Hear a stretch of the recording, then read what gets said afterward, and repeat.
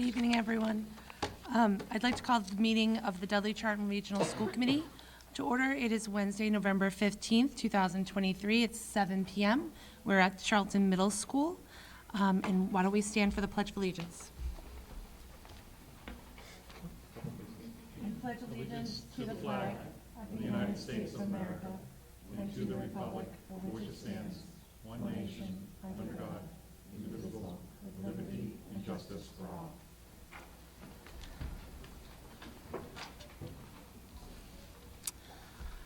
Today we're going to have a moment of silence for the passing of one of our students, Sarah Arnold. If everyone could join me in having a moment of silence, thank you.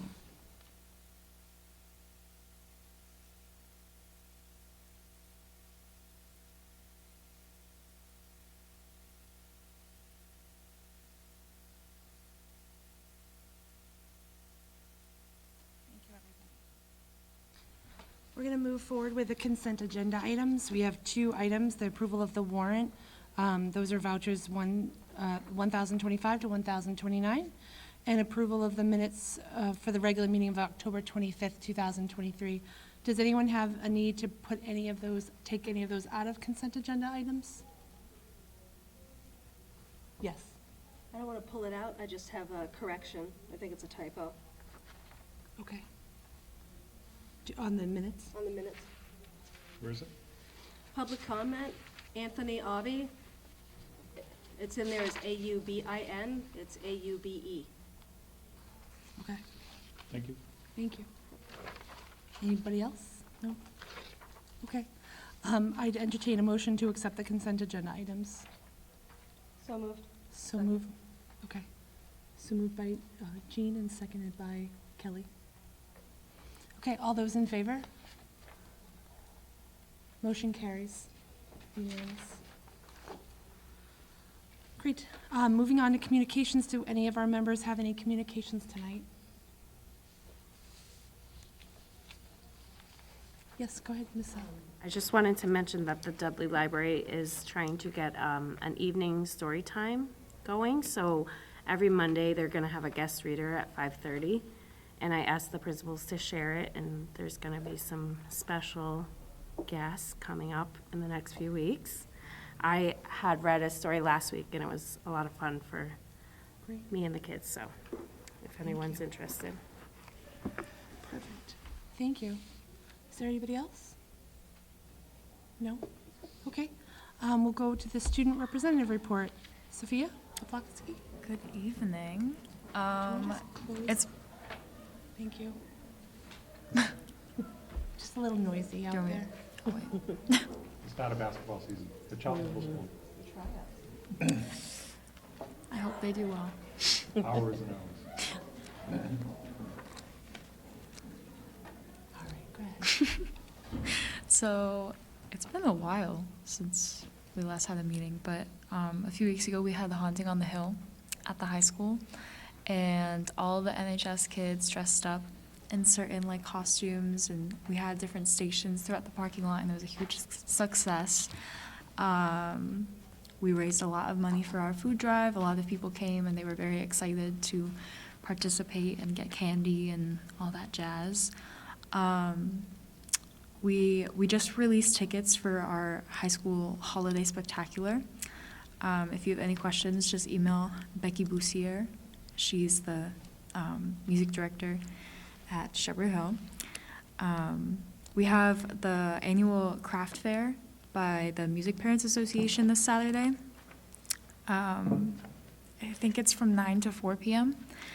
Tomorrow's a half day, which is also when our high school spirit week starts tomorrow, and it's gonna be, I think tomorrow's day is Barbie and Ken, so that's quite exciting. So every year we have a powder puff game where all the girls or people who don't play football sign up to play a little flag football game, and this year we're raising the money for one of our students and our teachers that have the Congdon family. And that's going to be on Tuesday, the 21st. And we also, on Tuesday morning, the National Art Society kids are going to be going to Market Basket, and we're going to be collecting food for Thanksgiving our Thanksgiving food drive for families that cannot afford Thanksgiving meals this year. And that is all I have for my student report. Great. Thank you. Yes. Do you know? It's I think it's at 7. 6:30 or Six, 7. okay. I will get back to you on Okay. that. Great. I like to go to that, so. Thank you, Sophia. Does anyone else have any questions for Sophia? No? We're not going to see you again for another month, unless we go to the spectacular. We will see you there. Okay, we're moving on to the superintendent's report. Madam Chair, thank you. I do want to say, when I was leaving the parking lot today to come over here, it was strange for me to see no lights on the field and nothing happening up there, because it just seems like from August until right now, it just seems like every night there's something going on there. So it was a little eerie to a certain extent for me. Once again, thank you, Madam Chair and School Committee. Unfortunately, this evening, I do share our deepest sympathies to the Arnold family from Shepherd Hill for the loss of their daughter, Sarah. This is extremely painful and fills family, friends, and our school community with deep sorrow. Grief and the challenge of emotions is real and experienced differently. We are here for the Arnold family and will do everything we can to provide support and access to support for the Arnold family, friends, and members of the Dudley Charlton Regional School District. Again, this is just truly tragic, and we express our deepest sympathies to them. For my next item, tonight I report to you in the community that a Dudley Charlton leader of significance, Mr. Richard Matthew, has accepted a position in another district and will be leaving the Dudley Charlton Regional School District as the Director of Finance and Operations. Mr. Matthew has served the Dudley Charlton Regional School District for more than 8 years and under 3 superintendents. That alone is huge, just so you know. All different, I would certainly imagine. Different styles, yes. Mr. Matthews' professional contributions to the Dudley Charlton Regional School District are pivotal and monumental for the ongoing success of our school district. Of particular note, Mr. Matthew has a remarkable, unique skill set that spans both municipal and school finance. The district benefited from this vast knowledge time and time again. Mr. Matthew was the leader and stalwart that established the Massachusetts Strategic Health Group. Not only has MSHG, proven to be an innovative model for group or consortium health groups, it remains to be consumer-friendly while also establishing a viable fiscal management framework for our district and others. As an example, and you are aware of this as a school committee, our retirees insurance remains comparable to 2019 rates. In addition, Mr. Matthew fiscally prepared and administered an operational override in 2018, capital plan in 2022, and an operational override in 2023. For most, these are lifetime achievements. But for Mr. Matthew, he exhaustively achieved these in a little over 8 years with a pandemic sandwiched in between. Mr. Matthew may never receive the public recognition he deserves, but what I can share is he is well respected in his field and internally with us. We are thankful for his commitment to the success of the Dudley Charlton Regional School District. We are better because of Mr. Matthew. We know that he is not going too far as a resident of Dudley and a parent of a Dudley Charlton Regional School District student. But we look forward to ongoing professional dialogue with Mr. Matthew and know that he is a phone call away. We have posted the opening and will establish a search group to find the next Director of Finance and Operations for the Dudley Charlton Regional School District. But once again, I am here to inform you and congratulate Mr. Matthew on his next endeavor. Congratulations. Thank you.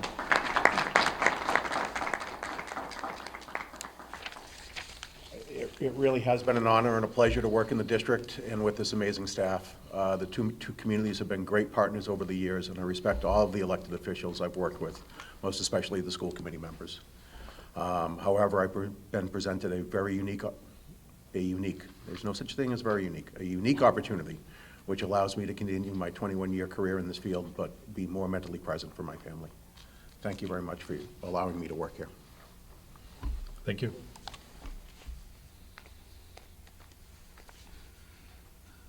The next item I have is as a reminder, tomorrow, Thursday, November 16th, 2023, is an early release day for all students. Pre-kindergarten to grade 4 is holding parent conferences, And with our continued commitment to school safety, all middle school and high school staff will receive an annual alert, lockdown, inform, counter, and evacuate, or ALICE refresher training tomorrow.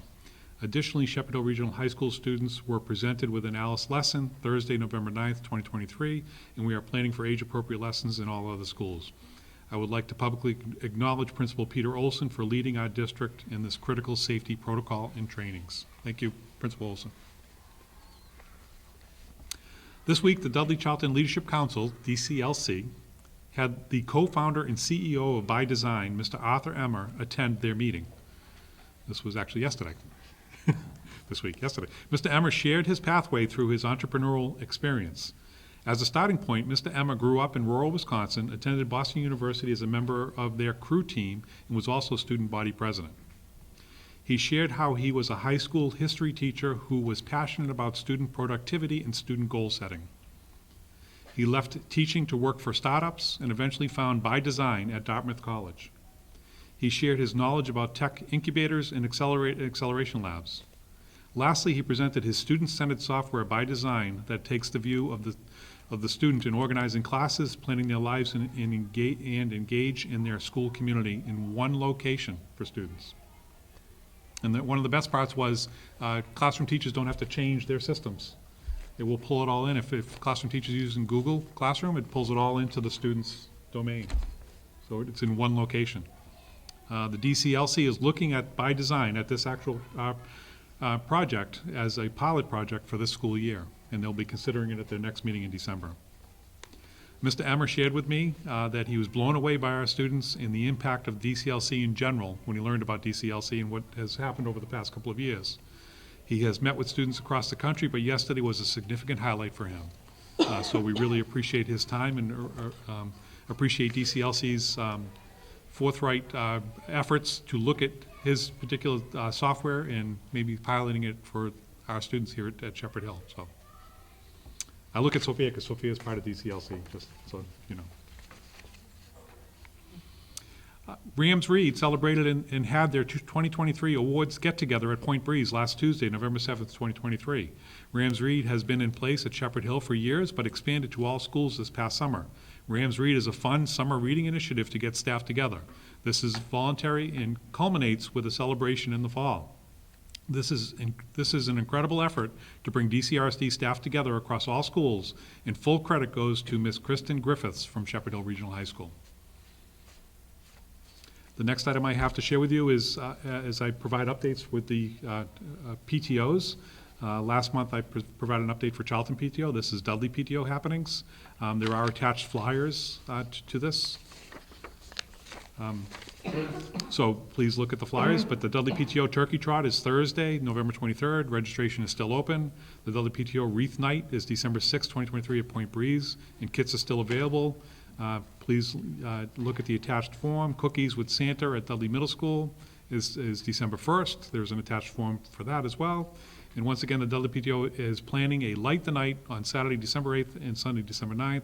The attached form to submit your house is due November 30th, 2023. This will be the third year that they've done that, and I've enjoyed, that's one of my favorite events, to drive around Dudley and look at the decorated houses in all neighborhoods.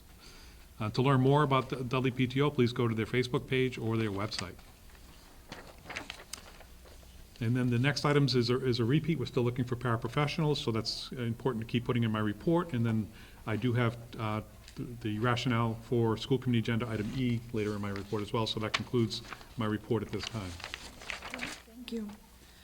We'll move on to public comment. Does anyone wish to have any public comment? Come on up.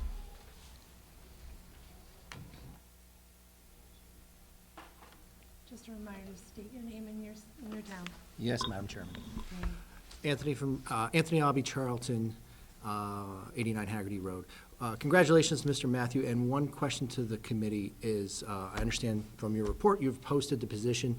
What happens if, after Mr. Matthews has left and the position is vacant and you guys are still entertaining candidates for the position? What is the plan for executing the day-to-days for the district in the absence of such a professional in that position?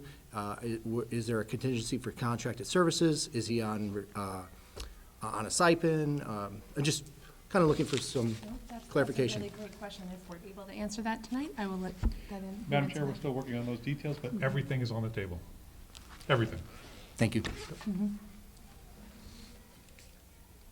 Is there anyone else with public comment? No?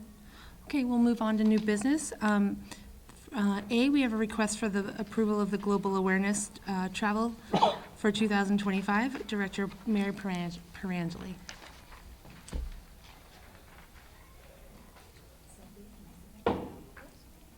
You just might want to take the mic, Mary. Thank you.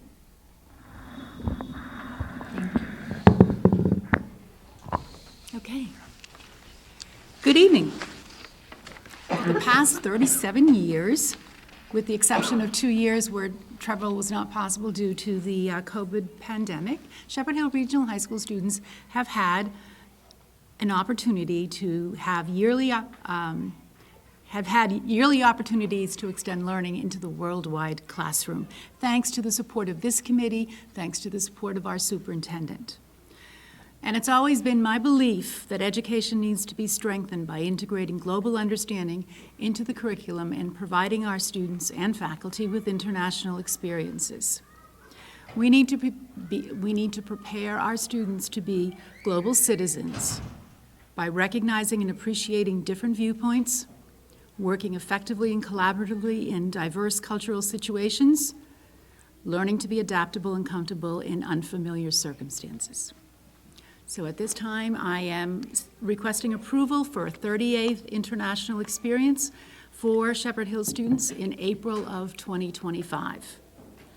In following our established rotation, plans for the 25 trip will include a French-speaking country. So we will begin the 11-day trip in Paris, France, where they will see the highlights from the Louvre Museum to the Palace of Versailles, Notre Dame Cathedral. Hopefully, the renovations will be complete and we'll be able to actually go in and see the new structure.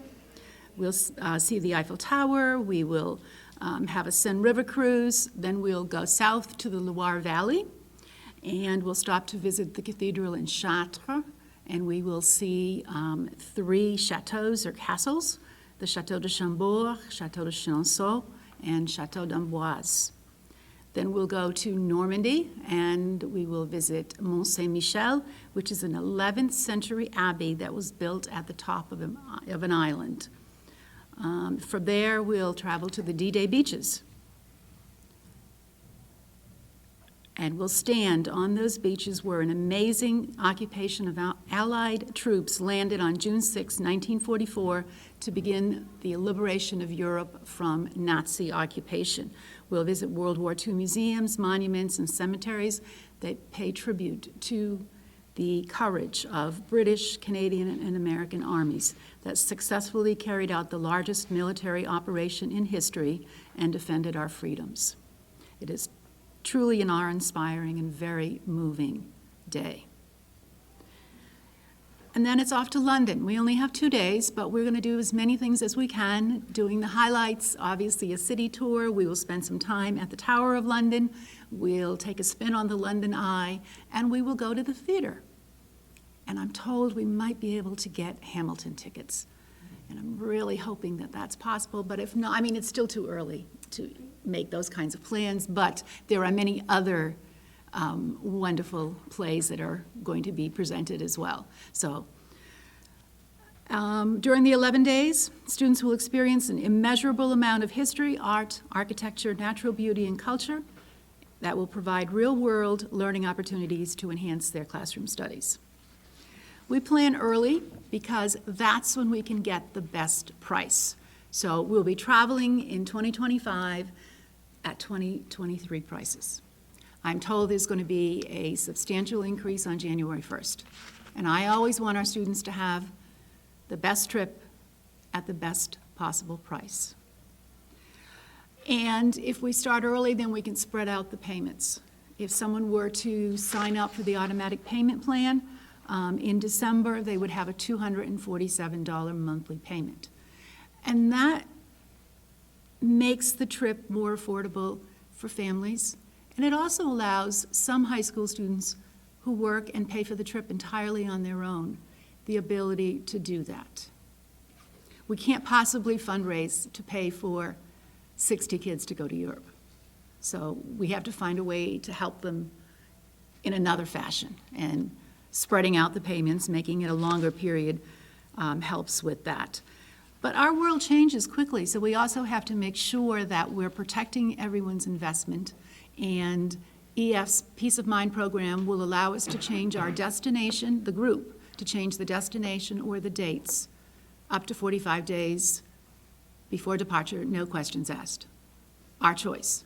Obviously, if there was a specific situation, then the options would be increased and would be available closer to departure.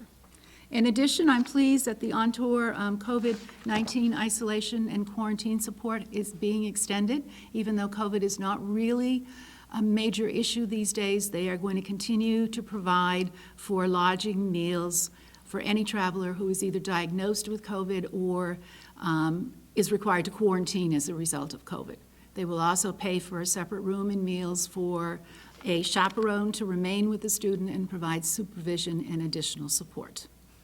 I think this provides for reassurance and a worry-free travel experience. The 11-day trip includes 3 nights in Paris, 2 nights in the Loire Valley, 1 night in Saint-Malo, 1 night in Normandy, 2 nights in London. The cost at this time is $4,289. And when I compared that to last year at this time, this year's trip was $4,139. So this is $150 more, which I think is a reasonable increase because everything has gone up, travel in particular. Someone that signed up for last year's trip right now would be paying $4,829 or $690 more, which is a substantial increase, and that's why enrolling 18 months in advance is very much recommended. We're looking for a departure date on Friday, April 18th, a return on Monday, April 28th. Participating students and faculty will miss 1 day of school on the return Monday. It's possible that flights on that departure day might require leaving before the end of the school day. Sometimes we have to leave at 1:30, sometimes 1. But it's Good Friday, so I really don't think that that is going to come into play at all. I think we will leave after the 11:15 dismissal. And I continue to travel with EF because safety is their priority. They have 600 schools and offices in 50 countries around the world, including a regional office in London and in Paris. So if there were any type of emergency situation, they have the ability to react quickly and in person. I wouldn't be waiting in France or London for someone from the US to come to our assistance. So I think that is reassuring for me. And they also have an emergency service and support team available 24/7, both in the US and in Europe. I thank you for your consideration of this request. I look forward to the possibility of continuing to expand the cultural horizons of our students and promoting a greater global understanding. Thank you. Before we start any discussion, I'd entertain a motion to accept the travel for April of 2025. So moved. Second. And who said so moved? Caitlin Pancic. And the second was? Which was? We said at the same time, you have it. Okay, we'll go with Lobo. Okay, and we'll open it up for any questions or comments. I think it's a wonderful experience, so I'll always support something like this. Thank you. Great, sounds awesome. How long is the flight to Paris? It'll be around 6-7 hours. Oh, it's not even as fast as And it's overnight, so hopefully they sleep a little bit. Otherwise, it's a very long day, too. Right. And they don't get their second wind until it's time to go to bed on day 2, so. Yeah, true. Okay, yes, go ahead. Actually pertaining to the trip coming up in the spring, how many Yeah. students are participating? Right now, I have 63. Wow, fantastic. So, yeah, so we have 2 buses. That's great. Is there a cutoff for the amount of students that are allowed to go? It depends upon, we have to fill buses. Otherwise, we could be put with another school, which is not a bad thing, except when you have one, that many kids, you really don't want to mix schools. So we fill one bus and then we work on another bus if there is a need. We've had as many 3 buses, and I won't go beyond 3. I don't know why, I guess it's just, And I think I asked this last year, but you give preference to seniors, juniors, and so down. yeah. But sometimes in order to fill the bus, we need some of those sophomores and freshmen, and I don't necessarily look to fill the bus, but Right. I want all of the juniors and seniors to be able to go. Yeah. Does anybody else have any questions? Yes, go ahead. Madam Chair, the only thing I just want to thank Mrs. Perangeli again. She is the epitome of Dudley Charlton and continues to invest in our district and invest in opportunities for our students. And I just want to, there's nobody I have more faith and trust in running these trips and carrying these out. And as I've shared with many people, if you want to see Mrs. Perangeli at her best, be outside when the buses are getting filled. The excitement on her face and it's unbelievable. So thank you so much for Thank you. continuing to support our students in And this thank way. you for supporting this endeavor. Thank you. Okay, all those in favor? And the motion carries. And it's 6-0. Yep. Okay, got it. Okay, we're going to move on to the report of middle school roof projects. Director Karen. Thank you, Mr. Perangeli. All right, well, I'm happy to report that all construction is substantially complete as of October 3rd. We are in the closeout stage currently. The end of the month will be final inspection on the final last remaining punch list items.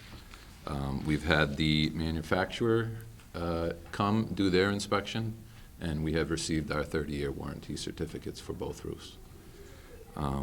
We have no leaks for the first time in 22 years at both of the middle schools, to the great excitement of our custodial staff, who spent every rain day running around chasing leaks. Just so happens that the winning bidder on this job was a local company, MDM Engineering out of Dudley. The principals of that company is Zbigniew Marashka and Damon Marashka. Damon is a graduate of Shepherd Hill High School. They've been in town for 35, 40 years, so they were very great to work with. Especially this summer was probably the worst summer to have roof projects with the unusual rain, but they worked through it. We didn't have any damage from the rain. We didn't have any extra leaks from the rain due to construction, and they ended up losing about 15 working days because of the rain, but they willingly worked Saturdays and Sundays to get the job done for us. Great, thank you. Does anyone have any questions? Yep, go ahead. Madam Chair, I just wanted to compliment the Marashkas because it was local. They were front and center. They were not absent local people. They cared about this project from beginning to end. So the Marashkas really need a lot of praise and compliments for really seeing this. I think there was even one time where they were getting ready to start another project, but because of the rain days being delayed, they committed to us to get our stuff done because they knew how important it was for us and for them being local contractors. But my hat's off to them. As a former industrial roofer myself back when I was younger, I think that they did an incredible job and crossed their T's and dotted their I's. I think they do that anyways for any place, but I also believe that they took significant pride in doing these 2 projects for Dudley and Charlton. So thanks to the Marashka brothers. Thank you. And if I may add, Russo Barr, our architects, were fantastic to work with. They knew exactly what the right process was, the right way to get the job done, and they were omnipresent on the job, along with Mr. Karen, to ensure that the warranty would fly and that there would be no leaks, not only on day 1, but on day 365, and hopefully day 3065, is that right? My math isn't good sometimes. Sorry, Madam Chair. Sorry I missed, but Mr. Karen needs to be complimented as well. This is why the position is here. Literally, we've told you that, we get asked at the towns, what are you doing to save money? Clearly, Mr. Karen, in his expertise and his role, saved us hundreds of thousands of dollars on this project. We didn't need to pay for an owner's project manager because of him and his position, and just, we did save the community's money by doing what we did, by you as a committee supporting that position and putting that position in place. With the other capital projects that are still ongoing, Mr. Karen has certainly done his due diligence on capital investments for us as two communities and for you as a school committee as well. Thank you. I guess I would just add to, due to the good planning of Russo Bar and in-house staff, there were no change orders, which is very rare in public construction if you ever follow it. So no change orders, no accidents, which is highly rare. Thank you again. Okay, we will move on to the report of the Director of Finance and Operations, Director Matthew. Thank you. I have two items for the committee this evening. First, an update on the Charlton Green Communities. The town of Charlton has once again shared its Green Communities grant opportunities with the district. As a result, there are two projects which will be applied for, both at Charlton Middle School. The first is LED lighting upgrades, and the second is an upgrade of the transformers and refrigeration control in the school. With the support of the Green Communities Grant, the overall cost to the district is approximately $48,000, repaid through on-bill financing.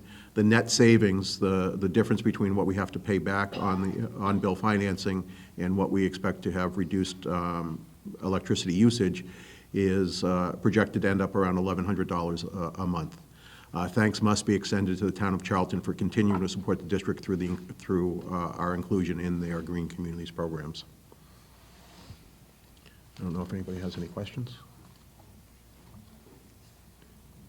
All right. Second, I'd like to invite Mr. Karen and Mr. Dave Bisson from Select Energy to come up and present an opportunity for the district to add solar panels to said roofs, the two middle schools and potentially some of the existing schools, as well as discuss the potential for a new state grant earmarked to create solar-ready roofs by paying for roofing upgrades and replacements if there is a guarantee that solar panels will be added after the project.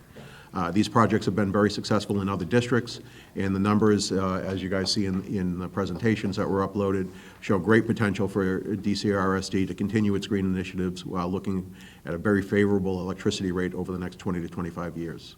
A vote for participation will be required for this item as we move forward. All right, thank you. Thank you for having me. Again, I'm Dave Bisson with Select Energy, and I know there was material sent around ahead of time, so I wanted to, just briefly go through the presentation and answer any questions you may have, and then kind of end on the actionable item that Mr. Matthew just pointed out is, to sign a letter of intent if the committee is prepared to do that. That would enable us to really begin applying for incentives and positioning these projects, especially the ones that might be candidates for a roof grant application, as basically commercially ready solar projects. That is what the state grant is kind of seeking to fund. So I know there was, that's why I have the clicker. So let me go, if I click, will it come up? Looks like it may need a login I again, think we need a password. which I don't have, but.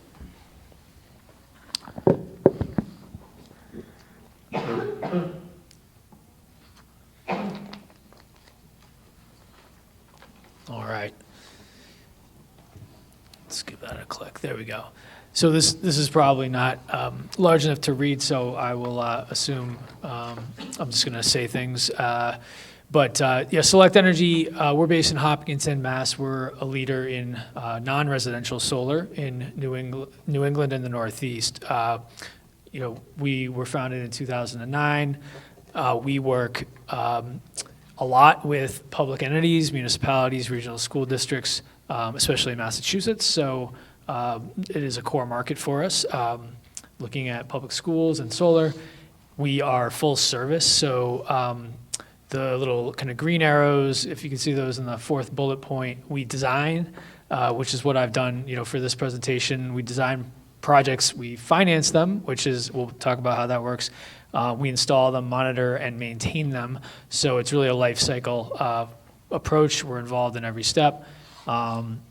We have a services team based in Hopkinton with over 25 technicians and electricians who are out servicing these systems, that some of which we own, some of which our customers own, but we are doing operations and maintenance proactively and reactively to any issues that arise to make sure that they are producing the clean energy that we expect them to, or that our customers do.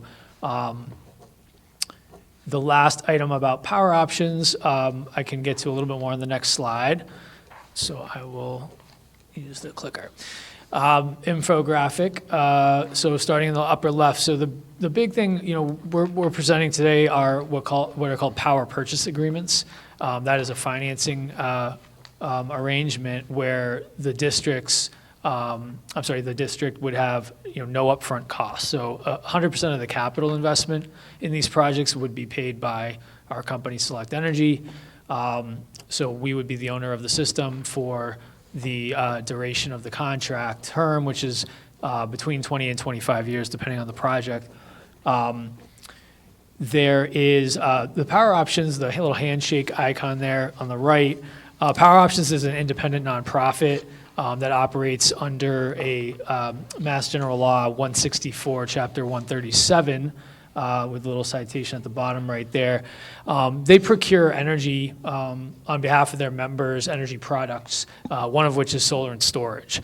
And solar and storage, they ran a competitive RFP, a number of them actually, and Select has won that RFP 3 times in a row due to our track record, our pricing, which was competitive and beat out 15 competitors, and just our commitment and our specialty in working with public entities as well as nonprofits.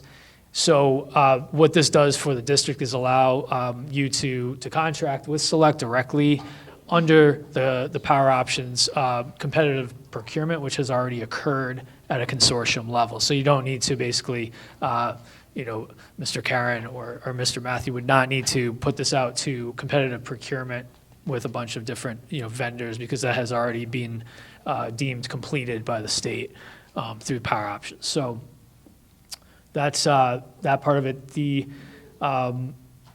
contract terms and conditions, tonight all we're really looking at doing is signing a letter of intent, which is a non-binding agreement, and it is allowing us to do some important things to prepare the projects for construction. But the definitive contract terms, kind of bottom center icon there, have been negotiated by Power Options on behalf of their members. So there's a lot of legal work that's gone into this to be favorable to districts and municipalities, and a lot of efficiency to be, that can be gained there through all that work that's been done. So, and then, Select installing, financing, operating, and maintaining the system. I think we talked about that. These will be difficult to read except the pictures, so I will just go through. What we've done is just broken this up into, this slide is about roofs on buildings that are ready for solar. So you heard Mr. Karen's presentation. That's very exciting news. You have 2 middle schools, both are district schools owned by the district itself, that have brand new roofs, which is the perfect time to put a solar system on, because we want these systems to be on the roof for 25 years. You have a 30-year roof warranty, so they could actually go on longer than that. We have something in our PPA agreement that allows us to mutually extend the term by 1 year at a time if we want past 25 years, but it's by default, we're gonna take the system off the roof after 25 years. So there's some flexibility, but that's kind of figured out, a quarter century from now. But as you can see, tremendous potential on Charlton Middle. It's the biggest roof of these 3 shown here. Dudley is also very, very nice, large system. I am looking at, in Heritage. In Charlton, Heritage is an existing metal standing seam roof, but those last for much, much longer than other types of roofs. So, we've talked with Mr. Karen about the longevity of that roof. We definitely feel comfortable, I think mutually, 20 more years. So that's designed as a 20-year PPA right now. The others are 25, so the numbers may reflect that a bit. To take you just really quickly, there's some. We'll point to the colors. The yellow color is called net PPA savings over the term. All right, so it's either a 25 or a 20-year term, but this is what we've projected based on what you're paying for electricity now, how we feel the electricity rates are going to change over time, and what we can offer in terms of our PPA rate, what you would save over 25 years cumulatively on each project. So it's about $2.1 million for Charlton Middle. It's about $1.35 million for Dudley Middle, and about $420,000 at Heritage School. The red item, we don't really need to dwell on, but that would be if we can't apply for the SMART incentive, which is the state's incentive program, by the end of this year. The numbers in the red column would be more likely to occur because of some major declines in the incentives that we're anticipating for SMART incentive awards that are granted after the end of 2023 due to something called value of energy, which I could go into if people have questions, but it's a little bit in the weeds of the regulations, but it's a big hit. So anyways, the green is just what we're calling upside. So if you can act on this LOI at this meeting, we feel very strongly that we can get a SMART application submitted by the end of this year, get you the yellow numbers. That would represent kind of a savings over the worst case red scenario of like $557,000 across these three projects. So it's definitely worth speeding things up. And again, the LOI is non-binding, but it allows us to make important moves on the project. So just a snapshot on the right. These cumulatively would cover 80% of the current usage in the building. So if you take the kilowatt hours we expect these three systems to produce, it would represent 80% of the kilowatt hours currently being used from the grid in the building. So, we're getting quite close to a full offset, which is great. Each building has a little bit of a different percentage based on how much square footage there is on the roof relative to usage in the building. It's kind of the rough idea there. This is a detail slide, which probably is not readable, but it's in your packet of just the basic math of how a PPA works. But I will just summarize it as saying, we have a column, the third from the left, called grid delivered electricity cost. That is what you're currently paying for a kilowatt hour. It includes the competitive supply portion, which you go out to market for every few years. This is actually representing the next supply contract, which is much lower than the current one you're in, and we worked with Mr. Matthew on kind of doing that. So this is, I would say, conservative, where your rate will be in a year or so from now. It also includes National Grid's cost to deliver the kilowatt hour, so it's distribution transmission costs.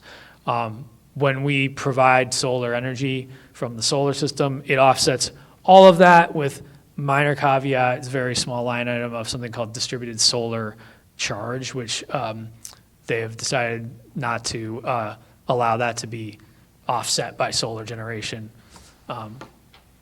And so we've made those modifications, but basically a kilowatt hour generated reduces a kilowatt hour coming in from the grid, and you can avoid that cost. Our PPA rate on Charlton, for instance, middle school is 11.45 cents per kilowatt hour compared to the current grid delivered of 17.7 cents. So you can see there's already day one pretty significant savings that amounts to about $40,000 in year one. The savings do increase over time. The reason for that is our PPA rate of 11.45 cents is fixed for 25 years.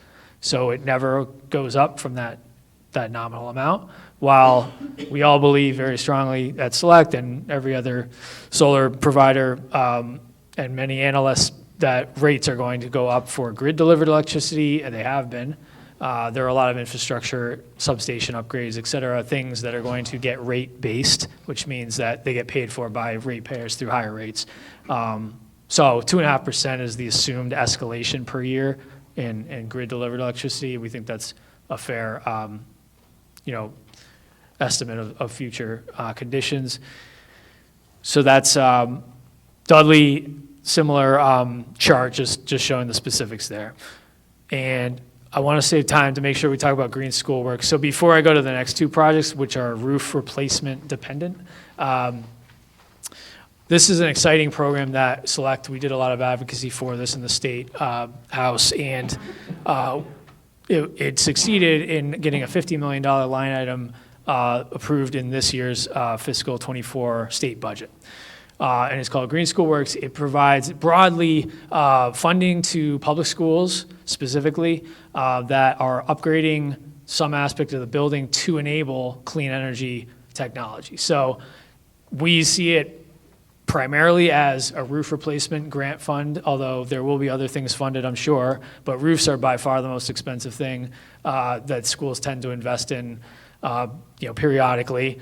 That determine the solar readiness of a building, right? So we can't put solar on a building that has a totally, dead roof like a couple of the ones we're going to look at, because you're already having leaks maybe. You don't want to have to deal with that stuff while there's an expensive piece of generating technology on the roof. So we want a new roof or a very good condition, slightly older roof. We think that, this is going to be run, we know this is going to be run, not we think, we know this is going to be run by Department of Elementary and Secondary at DESE. It's going to be run in consultation with Mass Clean Energy Center. They have not released the regulations yet. We're hoping before the end of the year, but that's not a guarantee. But we think they're definitely going to prioritize projects that are commercially ready, which means you're on a track, hopefully somewhat far down the track, to being approved by the utility to interconnect the system. You know how you're going to finance it. That's where this PPA comes in. You have maybe an incentive lockdown with the smart incentive. That's what we're trying to do by the end of the year. And you're generally able to do solar, but for a new roof, right? And so this money that the state can now give, it not only they're not just going to give it out for new roofs, they're going to give it out for things that make solar happen, right? Primarily solar. So that's why we think that, in the next two, I got to use a clicker again. These two projects, Mason Road and Dudley, right? It's a smaller roof, but it does need to be replaced. And then Shepherd Hill Regional High School is a massive roof that also needs to be replaced. That we would recommend, again, we're not running the program, but we would recommend both of these apply as candidates for a roofing grant. I would say, $50 million to the entire state of Massachusetts. Obviously, there's going to be a lot of roofs that don't get replaced that, but it's worth a try. And I think, they're both, worthy candidates. Even if you only got, one, it would still be worth trying for. So we also hope that fiscal '25 might, bring another $50 million. It's a line item, so it could just get renewed, and you could be in position for that. These two represent a potential $3.8 million term savings between the two of them. Shepherd Hill is the lion's share of that, obviously, due to the size. They're both providing more energy than the buildings currently use. The buildings may begin to use more electricity because of electrification of certain, things. So we would have to maybe revisit the sizing on those down the road. But it's generally a good idea to go for the largest possible install that we think is feasible for the reason of locking down incentives at that size. So that's why we're recommending it's more or less a full roof coverage on these. All schools, this is just a summary, so you've seen this. I won't go through it all, but we're looking at, if we did all of these, about $7.68 million savings over 20 to 25 years, primarily 25, if we can move on the LOI. So that, I will leave it there. I think the LOI has been sent around, and it is designed to be signed by the superintendent of schools with the authorization of the school committee. So I'll stop there. Thank you. So I would accept a motion to submit a letter of intent with Select Energy for potential solar projects at Charlton Middle School, Dudley Middle School, Heritage School, Mason Road School, and Shepherd Hill Regional High School. So moved. So moved by Jean Costello, and second by Kelly Zeller. Okay, we'll open this up for discussion. Does anyone have any questions? Yes, go ahead. So where some of those schools, the larger roofs and stuff that can generate a little bit more energy, is that able to be shared with other roofs or schools or bills that are not generating as much, or does that get sent back to your company, or how does that work? Great question. So the energy, when it's basically it would never come back to Select. All this energy goes to first and foremost the loads in the building. So the buildings themselves will use the energy on one like Shepherd Hill, where it's obviously 150% of current usage. What would happen is on a monthly basis, the utility looks at like, did you overproduce within the billing month relative to the usage in that billing month? So a common month for that to occur would be like July, because solar is producing so much energy and the building may not be at full utilization. It's going to have air conditioning probably, but you may have an overage. So I'm sorry, the overage is the utility rolls that over. They don't roll it in kilowatt hours, they roll it in dollar denominated credits. And we've modeled that, so it causes a slight sort of decrease in the value of the rollover relative to if you had used it within the month. So we're aware of that. What you can use it though for, so it rolls in dollars. You have other charges on these bills that we're not offsetting directly, and specifically what they're called demand charges. So demand is when it's assessed on like the peak power consumption during a very tight interval, usually 15-minute kind of average period during each month.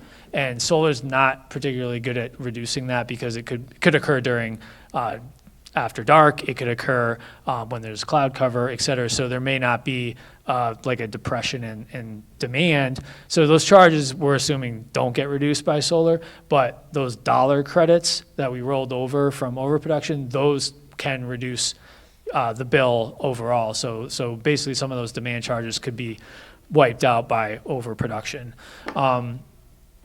So it's definitely an assessment we can kind of do in more detail as to kind of, is there an optimal point where it's not too big. There is also state law that if we stay below 125% of consumption on the parcel, that we don't need to pay personal property tax on the system. So that is a consideration as well. If we're over 125%, we have to pay what's called a pilot, and that would be going to the towns, but it kind of comes out of the overall economic pie. So it's something to be considered later, but all in all, it generally creates more value to overproduce by a bit. To your last point, if there was still excess on the bill, I don't think there would be, but those credits can still be shipped to other bills that you pay. So as long as they're in National Grid, which they all are, right, you could send these bills, credits onto another bill. Yeah. Because I just noticed, obviously, that Charlton Elementary wasn't on the list, probably based on size and age and everything, so that would kind of maybe help cover there. We also don't want it. Oh, Yeah, correct. That would be possible to send credits to. it's the town. Yeah, we also, we also could be looking at, I think, Charlton Elementary, that needs a new roof, if I remember correct. So it's, it could be in the pipeline. I didn't want to, necessarily throw every single project in and with a small grant program from the state, we're probably, not likely to get all of them funded at once. I just have one more question, if I don't mind. So, say we're going forward, and you have a start date. What's your turnaround time of completion? And then, once completed, when do you actually are you able to hook up and generate the solar right away, or is there a time frame where? What's the time frame on that? Yeah, so there's a few things at play. So we'll take both of the middle schools, for example. The roof is ready. The process, I will say, this area of the grid with National Grid is very congested in terms of there's a lot of existing solar on these feeder lines that supply the energy. What that results in is that we can't know for sure until we apply for interconnection, so it pays to do that sooner than later. But a lot of these projects could very well end up in something called a group study where National Grid is going to look at the impact on the reliability of the grid of having these projects in combination with a lot of other projects that other developers may be proposing in the area. So it's tough to give an exact number. The absolute best case scenario to get approval to interconnect one of these systems with National Grid is typically around 3 months, and it can range to multiple years, just to set expectations. But we will do, our team, we have a regulatory team that does all these applications, and they're very experienced with it. We do, I think, over a quarter of the commercial applications in Massachusetts every year. So we're going to, move them as quickly as we can. I think, from the construction portion is the faster part. On some of these, I think we would be done with the roof in like 2 to 4 weeks, depending on the size. The electrical pieces can take a little bit longer, and then once all of that is done, the utility has to still issue something called permission to operate, or PTO, which can take a couple of months in addition to that. So, all in, a really blazingly fast project might be like 9 months, and it can be quite a bit longer than that. So, My limited experience, which is 3 solar projects, we were waiting on the grid for months. Construction went, company came, installed. You're always waiting on the grid for months afterwards. So. yeah. Yes, go ahead. Because I didn't go to school for electricity, but, looking at the age of the buildings, every building that we've been talking about already had like a major renovation of some sort, but and I'm all for solar, so don't worry about that, but I'm wondering about the Hill, which hasn't had a real renovation fix, so like 21st century technology on a 19th century building that has aging electrical systems. Is there any type of disconnect with that, or?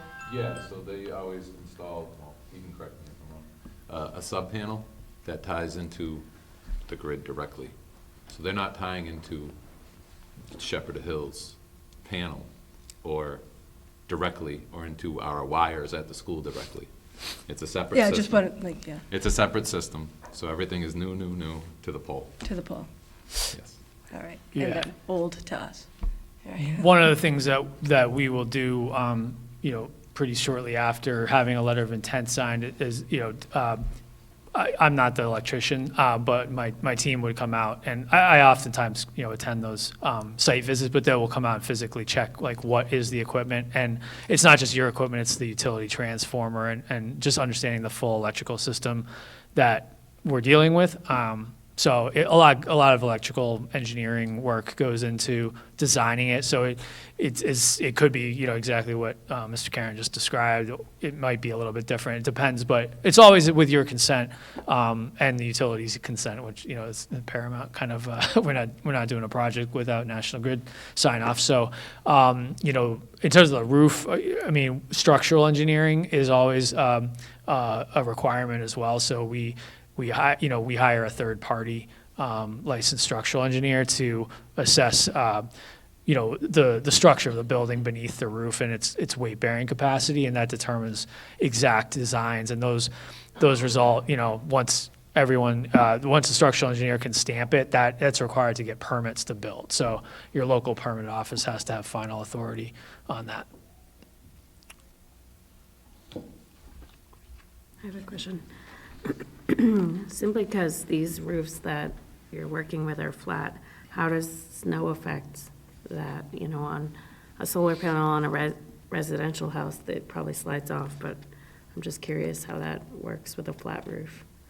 Yeah, good question too. So I think we have one sloped roof on the metal standing seam on Heritage, but the rest of them are flat. So it's actually, so the panels are going to be on a rack system that's designed for solar panels, and they will be actually tilted to nearly south or southeast-west, depending on the orientation of the building, they'll be tilted up by 5 to 10 degrees, depending on the design.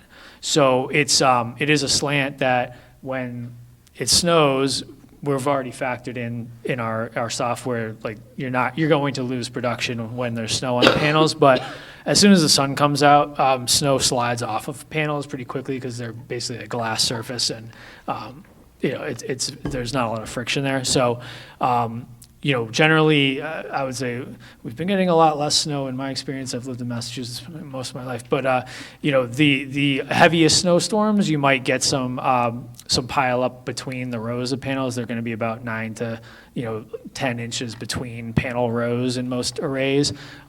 So there might be like a little bit of snow blocking the bottom of a panel, perhaps, but we do factor that into the calculations, and we don't, we would be maintaining these and operating them as a company, so we don't send crews out to shovel like between the panels. It's just not worth it in terms of, we don't want to damage your roof, and we don't want to, knock a wire loose or something like that. So, but back to structural engineering, you've got already a rating for snow load, right, to have a permanent building, and then our weight on the roof is in addition to that, and so that's all kind of considered in the calculation. Another question I had is, was there any consideration to a canopy? Or were we just looking at roofs? Well, we do canopies, and I would say if we were going to do a canopy in this batch, we haven't reviewed any canopy numbers. Heritage struck me as one where there's not a lot of roof relative to the usage in the building. I'm looking at the slide right now. We're estimating we cover 32% of the current usage in the building. So I know actually the Heritage parking lot looked pretty nice. So some of this was kind of speed. We met with Mr. Matthew, Mr. Karen, a few weeks ago and got to this meeting. So we wanted to make sure that we, get things on the agenda quickly. I will say, I would be willing to try to get another project submitted, but one thing I'm thinking is that Heritage, that's a ready roof. It is, being that it's a smaller project, it probably stands a better chance of getting through this interconnection process that we were talking about with National Grid a little bit easier or more quickly than if we added a solar canopy to it and made it a big project. So there's some sort of strategy there on, like, we could certainly do a canopy in the future. It might be a win to get something through the process sooner than later. So those are some of my thoughts. But canopies, yeah, they provide covered parking. They're expensive to build, but they're highly incentivized in the state. So I would say overall, they're not going to provide quite as much in savings for a similar size roof project provides more savings, but they're certainly worthwhile. And we could definitely pencil them, say, financially. So I appreciate you asking about it. I think, do you want to weigh in? My research and talking to fellow facility directors, the canopies, they have a more expensive cost to install because you got to build these. In the winter, they can double your plowing costs because the snow sticks on them. You get the snow cleared, teachers come, students come, snow falls off. Now you get piles of snow everywhere again, and a bunch of cars blocking the snow. So you have to plow every storm kind of twice. And I was hoping it would do the opposite and save on plowing. That's why I asked. And then the plowing contractors charge more because they are now doing a slalom Right, through your parking lot instead of straight shots. So there are negatives yeah. as well as positives to it. So it just chips away at your savings that the Right. solar gets you. Great. I have a question for you, and hopefully my voice lasts through it. But I think about the technology, and I think about 20 years ago, I was teaching with chalk, right? And so what happens, we're purchasing something for 20 to 25 years. What happens in year 15 when the technology may change, and you may find that we'd actually get more efficiency if we have a newer type of solar roof? Is that something that your company would be coming in to exchange, or what is your company plan for that? Yeah, so just want to clarify, so we have proposed power purchase agreements where Select Energy is doing the full capital investment. So, so the district doesn't have any out of pocket. We would be contracting for a 25-year to 20-year term.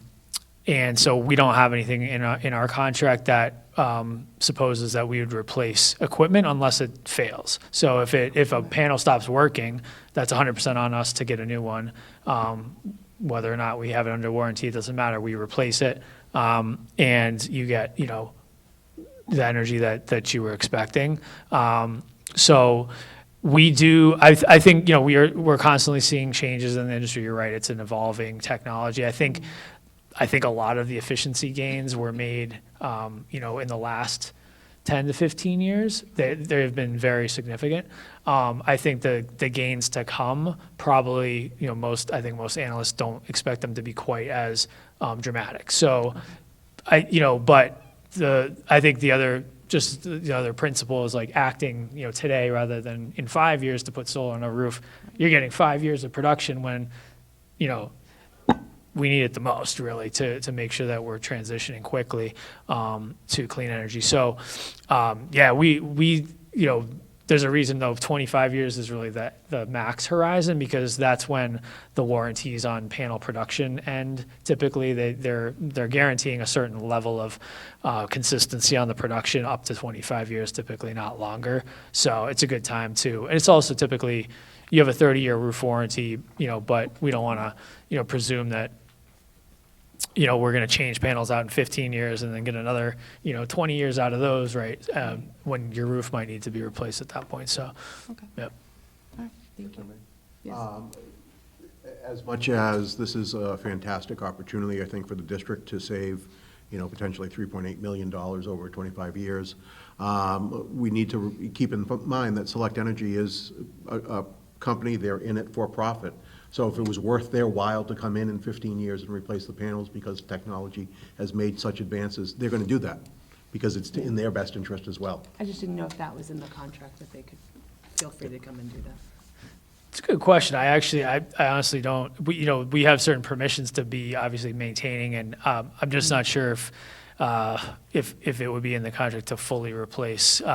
We certainly don't want to disrupt production. We're not able. There's limits, and if we were replacing all the panels, the system would have to be down for probably a period of at least a couple of weeks, and that may exceed certain sort of limits in the contract where we're not supposed to interrupt production for more than a certain amount. So it's a good contractual question. I haven't heard it come up yet before, actually. So yeah, no, it's reasonable. Yeah. Yes. Madam Chair, Dave, first I want to thank you for coming this evening and answering our questions and presenting this information. You've talked about it a couple of times, but I really want to stress probably the most difficult part of this is the interconnection agreement. Yeah. Because my limited understanding is that if National Grid can't handle the load that we're going to put on them without them doing infrastructure upgrades, and we're on the delayed list, we're on a back burner for that. So my only real question on that is, how long is if the school committee votes for this, how long are you in for that agreement? And you do 100% of that work with that agreement and try to work out that agreement, correct? Correct. So what we can do right off the bat is apply the SMART incentive that I've talked about a couple times. That is really separate from it's related to interconnection, but it is slightly on a different track. So we can hold you're a public entity.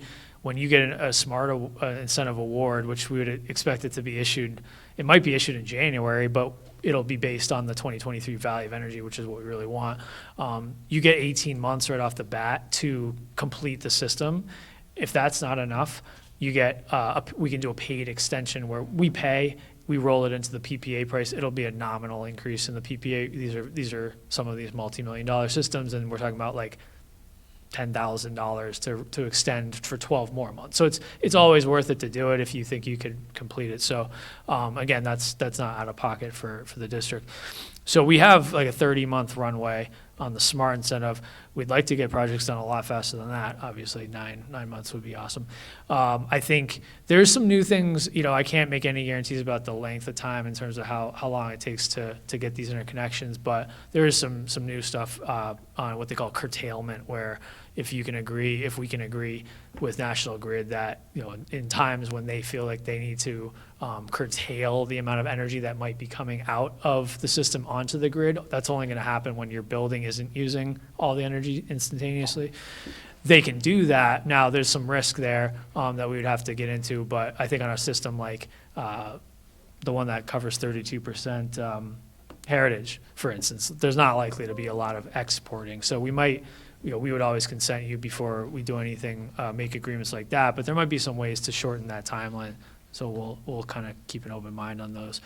But yeah, we handle all the regulatory work, so it's really just whoever you have appointed, signs, some authorizations with National Grid, but we're doing all that, the heavy lifting there. Great, thank you. Great. Does anybody have anything further? I'll just reread this just because it's been a couple minutes. So we have a motion on the table to submit a letter of intent with Select Energy for potential solar projects at Charlton Middle School, Dudley Middle School, Heritage School, Mason Road School, and Shepherd Hill Regional High School. All those in favor? Unanimous. Great. Thank you so much. Thank you very for much. coming. All right. Thanks, Joe. Thank you, Joe. Okay. We have our update on professional development. We have the acting assistant superintendent and Principal Kelly True. I'm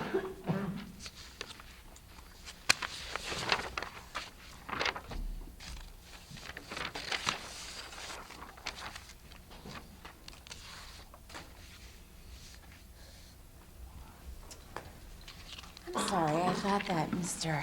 Matthew was going before me. But I'm ready. Great. How is everybody? Good? Excellent.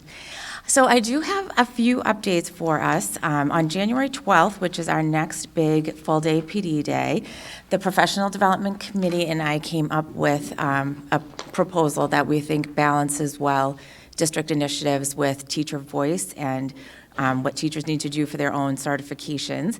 So the format of the day will be 2 sessions, 1 a.m. session and 1 p.m. session. Teachers will have an hour for lunch on their own between sessions, which is what we did on the 6th. It worked out well. The morning sessions for general educators will be focused around LRE, which is what our special education teachers and related service providers did on the 6th. That's our least restrictive environment work that we're doing. So we're bringing that to the general education population, and while they're in doing that work, the special education teachers and related service providers will be working on the new IEP that we're going to be implementing next year. So they'll be doing that in the morning.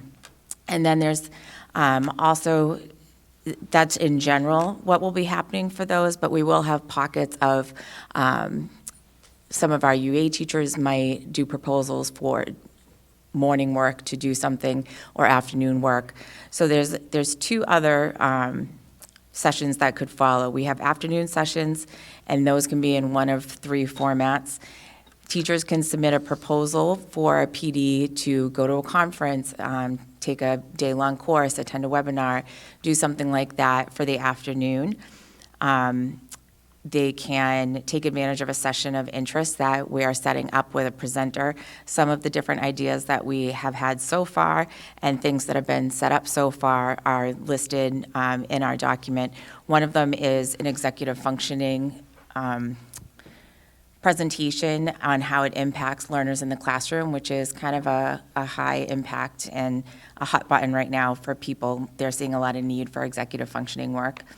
Our DESE math consultant that works with us on one of our grants is going to be presenting a Building Thinking's Classroom in Math book study. That's a really popular book that's out right now that a lot of math teachers are interested in. So she's going to be doing a deep dive into that for us. We're going to be working with Tara Trainer, who is somebody who's come and presented for us before on feedback planning and tech tools to use with UDL in the vein of our least restrictive environment work. There'll be some CPR training for our PE and health teachers by DCRSD nurses. They're actually getting trained in the morning by the fire department, and then they're doing training for us in the afternoon. So it works out perfectly. We're thinking about doing some work around de-escalation strategies for the classroom. Paraprofessionals, we are looking at a training site that offers hundreds of different classes for paras to choose from depending on their needs.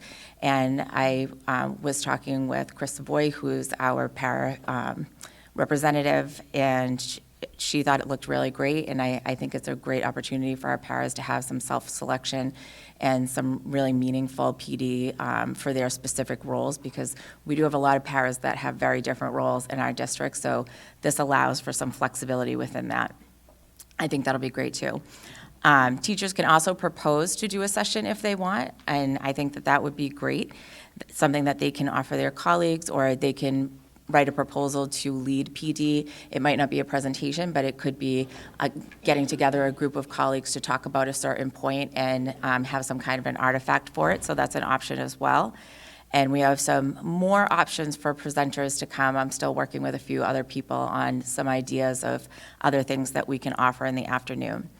So it looks like it's shaping up to be another great professional development day.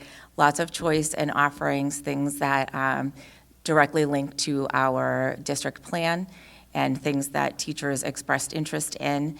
So I think there's a lot of room for some good learning on that day, which will be great. Any questions about the 12th so far? Oh, we're good? Okay.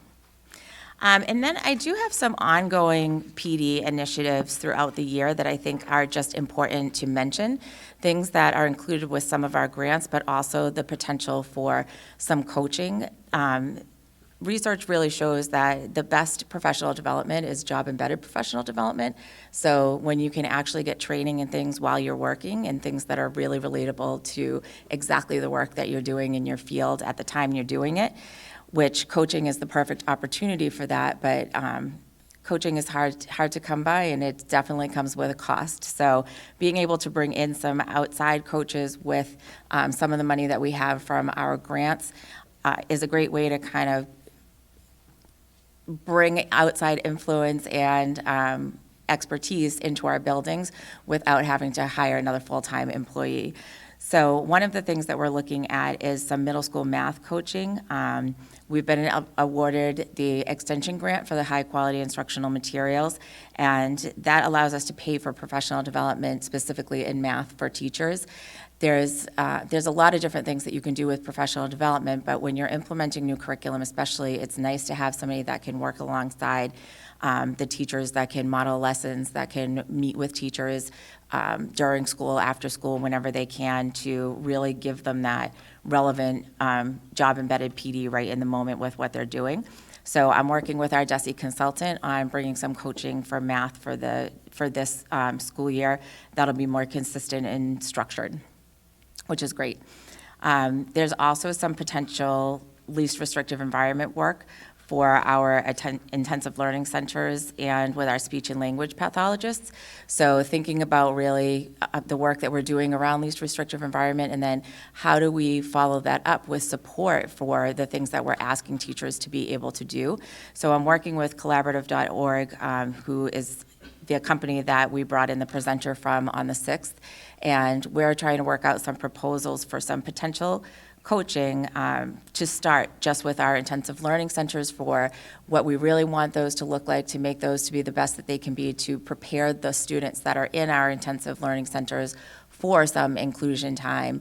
And then also to work with our speech and language pathologists on how to deliver some more services within the classroom as well, which is a definite opportunity that we want to take advantage of. And so having people with expertise in those areas to actually be able to come in and work with teachers during the day while they're trying to do this work would be really beneficial. So we have that in the works too. And then we're also looking at some universal design coaching at the high school, and potentially with history and ELA teachers at the middle schools. The math and science teachers have been so hard at work at the middle schools with implementing both new math curriculum, new science curriculum. They are completely and overly committed right now to being able to do anything. So we're going to leave them alone because they are working so hard and doing such a great job on that. We are potentially looking at new ELA curriculum for the middle school. So this is not, the ELA and history is not really firmed up as far as the UDL, but definitely at the high school, we're looking at a model where we really take advantage of training the department heads at the high school to kind of become experts in how to help their departments to deliver universally designed instruction as a way to lead into some of the least restrictive environment work that they'll be doing there. So those are 3 different opportunities that we're hoping to have this year with coaching and just being able to increase our bandwidth with being able to have meetings with teachers, talk to teachers, and have more instructional leadership within the buildings. That's it for now. Thank you. Any questions on any of those things? Yeah, we're good? Okay. Thank you. Thank you. Thank you. Okay, we're moving on to E, request for additional staff for paraprofessionals. Madam Chair and School Committee, this seems to be occurring, but sometimes this is really for really good things and good reasons. But we are this evening, once again, requesting additional staff based off of student needs within our district. The additional staff are 2 paraprofessionals. Number 1, we are very excited to have a student who's returning from an out-of-district placement to Shepherd Hill Regional High School. And so there is a requirement for support for that student, so we are requesting a paraprofessional for that position. And then number 2, something that is not within our, always within our control, is we do have 2 students that are transitioning from early intervention to Charlton Elementary School, and there is a requirement for a need for support for them, and that's an additional paraprofessional as well. So we are requesting the addition of 2.0 paraprofessionals. Number 1, the funding should come from for the student returning, should come from the tuition for the out-of-district placement for that student. There should be some savings in that. I think that should be obvious or apparent. And then the other one is we're going to use our typical funding source of circuit breaker, maybe. Circuit breaker, or we may have reached the tipping point where we do actually have to start to dip into expenditure accounts and transfer some money into salary accounts. When I present the updated FY24 budget, we'll factor these positions in, and I'll be able to clearly tell you. In that, we're presenting FY24 at the December meeting, just so you know. Okay?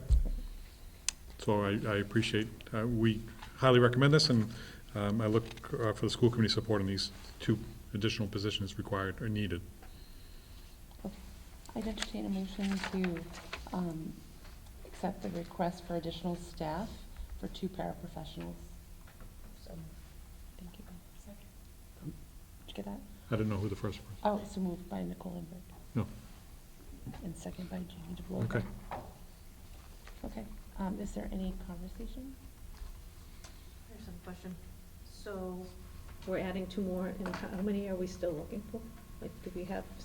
We haven't got, as an administrative team, because unfortunately I was out last week being sick, but we haven't cleaned up our school spring at this point in time to know exactly where we're at. Oh, okay. Usually we do that as a meeting, but I think this week I'll meet with or communicate with each principal to see where we're at with that. But a lot of the positions have been filled. Oh, okay. Okay? Yep. Does anybody have any comments or concerns? Okay. All those in favor? Opposed? I'm never opposed. Abstain. I just want to, can I vote on this one? Yes. Okay, so I approve. Okay, so all those, let's do it again, hold on. Sorry. All those approving? Okay, so 7-0. Great. And we'll move on to DCRSD School Committee Subcommittee updates. So anything from Budget and Finance? Who's to be asked that one? We had a meeting today, just under an hour on Zoom. We actually went over a lot of topics. Obviously, fiscal year 25 budget items, an update that there was communication with the building principals, kind of figuring out what priorities are going forward, so we can kind of look at that with budgeting. Big topic was the fees which we will gather more information, and at our next meeting, which will be prior to our December meeting, earlier in the day. So we'll have a recommendation on how to move forward, or how to move forward with hopefully raising fees, which we do need to do. So we're going to evaluate the information that's going to be given to us, and weigh that out, and then have a recommendation at the meeting. We have future agenda items that were discussed to continue the fees for next month, obviously fiscal year '25, and then the ESSER funds, just kind of see where those are and how that plays out in next year's budget. Okay. Great. Capital outlay and safety? Yep, we met today as well, and I think most of the discussion was presented tonight through the finalization of the roofing projects and the moving forward of the solar projects. I think that was mainly it. We'll be moving forward on, I don't know how to state this, proposals for architectural work to be done. And that committee has deadlines, and moving forward with that by the end of the month. And we had Principal Olson gave us a Oh, yes, sorry. report. A report and an update on the ALICE trainings. Yeah. So I think Yeah, I think that's about it. Yeah. Yeah. Great. And policy and review. Madam Chair, I'm taking that again, Okay. because we haven't met since the last time, and because school committee does have for policy action, it does have a two-step process. So at the last meeting, I did present these two policies. Again, these were updates that emerged from the, one ACBB will emerge annually, because there's a requirement of having specific names listed in that particular policy. And then IJNDB came out of the staff resource handbook process last year. So if we could look at, so they were presented last meeting, they are on the table tonight for action by the school committee, policy ACBB. Once again, if you look at page 5, that's where the edits are. And this is just, again, putting in the proper names. This will happen on an annual basis. So I don't know if you want to, I would respectfully ask that you take these one at a time Okay. for approval. Sure. I'd entertain a motion to approve policy ACBB as amended. Second. That was so moved by Jean? Okay, total vote. And second by Jean Costello. Yep. Okay. Is there any conversation on this discussion? No? Okay. All those in favor? Motion carries 7-0. Thank you. And Madam Chair and School Committee, the next one is IJNDB. This is the staff technology acceptable use policy. Again, these were working with the associations, DCTA and DCPA, and administrators, and working on the update, the staff resource handbook. There were some recommended, again, they're close to Scribner's, they're close to just minor edits to this particular policy. Nothing substantive, a change of words from familiar to review, and a couple of other pieces in here on page 3 of 8 as well. Not a lot of edits within this particular one, but again, the school committee has a two-step process for this, and this is, and was presented to the school committee at your last meeting. Great. I'd entertain a motion to approve policy IJNDB. So moved. Did you get that okay? Yep. Okay. Okay, any discussion on this? No? Okay, all those in favor? Great.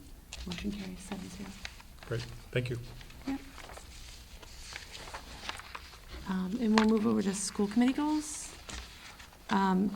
We have the ones in front of us, the shorter version of the ones in front of us.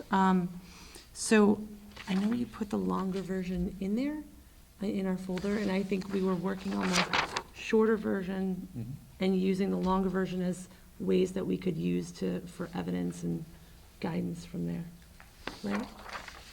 But am I understanding that the shorter version was our version that we are voting on tonight? Yes. Yes, okay. So I'd entertain a motion to approve the 2023-2024 school committee goals as written. So moved. So move Costello.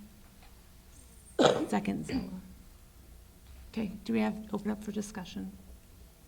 I would just like, again, sorry, Jean, to thank you for putting this Yes. together, and Kathy for shortening it a little bit. You know, I think these are attainable, but certainly worthwhile goals for us to be reaching for. So thank you.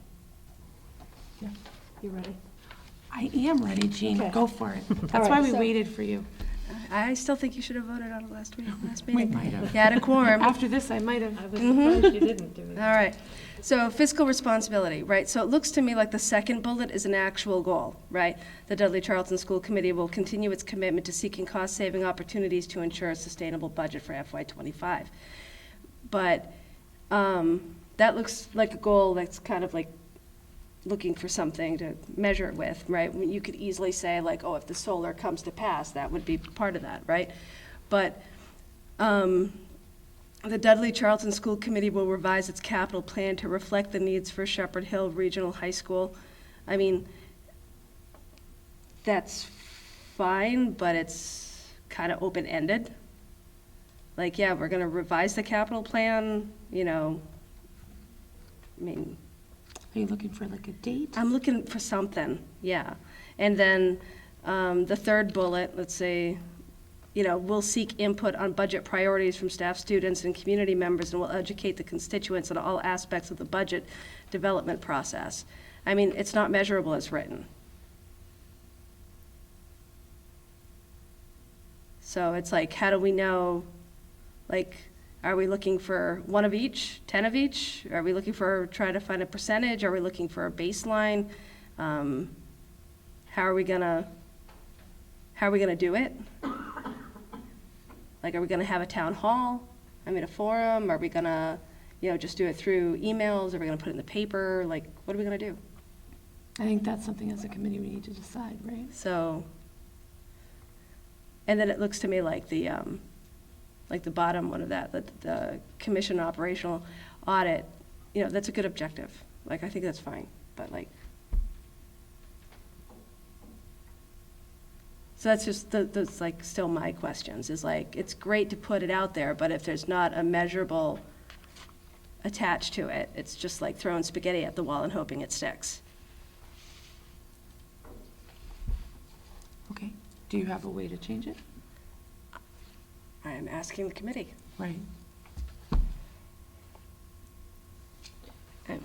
So we refer back to the longer one? Was there something in there that was more? I'm saying what, like, I'm not married to any of these, so you know, if we can come to a consensus on what we feel a goal is, or, you know, we just vote on it, and I'm just saying, I think it should be a conversation to have, like, how are, you know, yeah, this is our goal. What are our plans to meet it? What are the things that we're going to do for it? Even if it's just even this year, just to get baseline data, because we haven't really had goals before. Right. You know, last year was the first year, so this year is the second year. Let's add a layer of accountability. What are we trying to do? Anyone have comments? Yep. Well, like Kelly said, you can kind of cross-reference some of this. So, for example, the budget priorities, under Objective 2, foster stakeholder engagement. So Objective 2.2, it states that exactly. But then it also has the, you know, measurements and targets. So can't you bullet that under that? You know, we can, We if could, that's but what we you're need to, looking for, right? like, agree on that and have that discussion, so.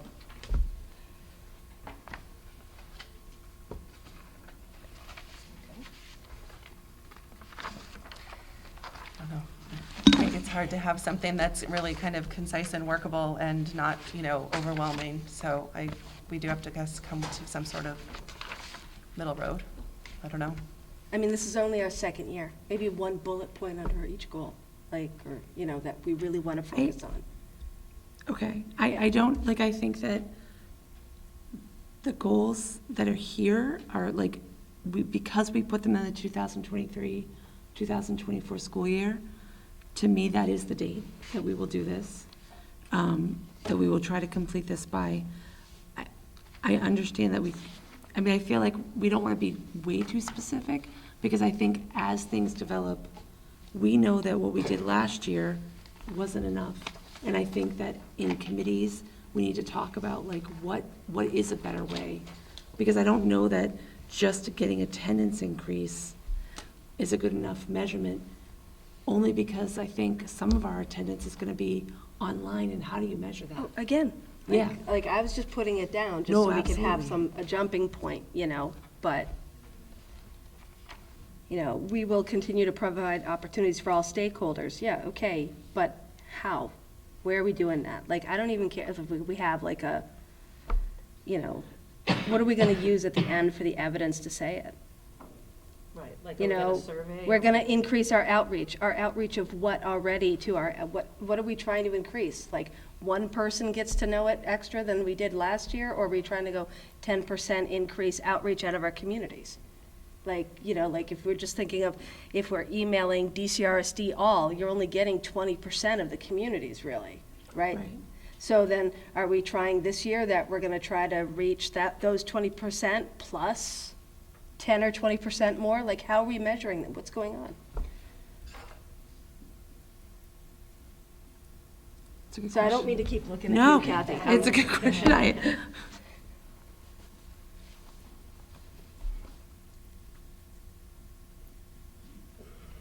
You have anything? Yeah. Should we plan to hold some type of? I'm just saying that if we're gonna plan on, we're gonna work on increasing our outreach, then we need to think about, when we say that, also means like how we're gonna have our evidence for it later. No, I know what You you're know? saying, and I understand that, I just don't know how we get to that and what you want to do to put as I mean, you guys did measurable talk items. about last time, because I talked about it last year, right, was the, like, doing a Google Doc, just so we could, like, hit it with a running tally, and we could kind of figure it out and get that baseline, and then next year, the goals can be, like, really super awesome, but, so I'm fine either way, I just, I want something measurable. Maybe it's like the special education in me, but I want something measurable. It's hard for me to. This is probably gonna sound awful, but I feel like our attendance is the lowest when we're doing the best, and our attendance is the highest when we're on a hot topic. There's no one here. Well, so, we need to like- talk about a new curriculum, I don't know, like, that's, people, but, So it's hard to use that goal or that measurable. well, how about what, like, Dudley Charlton School Committee will ensure that students have access to modern equipment and technologies. I mean, a simple base measurement of that would be like, not level funding IT this year.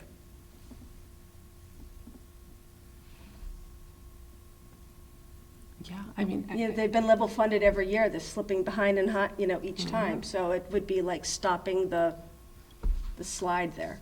and even that goal, I don't know how we can really do. It's like, the goal's great, and that's what we aspire to. Right. I don't know budget-wise if we're gonna be able to come down to that, because if it's gonna be one thing versus the other, I think sometimes these are aspirations, not necessarily like hardcore things, but it's almost like what we aspire to do. Like, I would love it if we hit every goal 100%, but is Sure. that real life? No. If we shot for it and we only get 80%, well, that's 80% more than we did last year. Yeah. Even if think- it's only 20%, it's still 20% more than we did last year. I think one of the things that I like what you're saying is like, we have to start tracking, like, we have to track what we do for, like, when we go through the budgeting process, what kind of outreach to the community are we doing? Because at some point, some of us won't be here anymore, and we want that to continue. Like, we want that outreach to keep going and increase. So I think it would be good for our own records to be doing that kind of work. Madam Chair, for the technology goal, it's a very appropriate goal, because as Mr. Matthew has mentioned a couple of times, we're bringing forward a technology lease plan So your support of that in tying it into your goal is incredible evidence and a good tie out. It's not aspirational, it's what we need to do. We've talked about it last year, and we're trying to come up with a way to fiscally do that. You know, not necessarily increasing their budget, but bringing a plan to modernize or bring forward newer technologies. So, I mean, that one is in the works. Do we feel like at least, oh, go ahead, thank you. I was just gonna say, so it sounds like maybe we do, as you both mentioned, start a Google Doc, so we're starting somewhere, and add to it. I mean, we can put down what we know and recall that we've done in the past, so that we just have that somewhere as ideas moving forward and to grow on, and then kind of work from there. I don't know. Really, what else we can No, do but I to mean, put a but that's starting part of it. Like, if you're already doing it, write it down and get credit for doing it. I mean, if it wasn't written down, did it ever happen? Right. No, I understand. So, So, right, so that, I mean, we gotta start somewhere, so if that's a starting point, then so be it. Let's get it up and going, so we can start to record these things and, you know, we'll have And- ideas that come to fruition through it, and not to be a pest, Yeah. can we vote on it? Just because I would like us to get goals before the 2023, 2024 year ends. Yes, for sure. I think that any document that we're gonna have, like as a shared document, you know, I think we should have it be public facing. That like this, you know, it should just be on our website, that people can click on and it's viewable. It's like a view only, but we can edit it, so that we, you know, so that people can see what's happening. So yeah, we'll kind of go through that, make it, and start populating it if we can. Seem reasonable? That's something we can put on the website, correct, Steve? Yep. Okay. Okay, yeah, okay. Does anyone have any other comments? Are we okay? Yes, go for it. I just want to say, I think that, like you said, we don't give ourselves credit. If, you know, I think all of us as committee members do a lot. And we do this all voluntarily.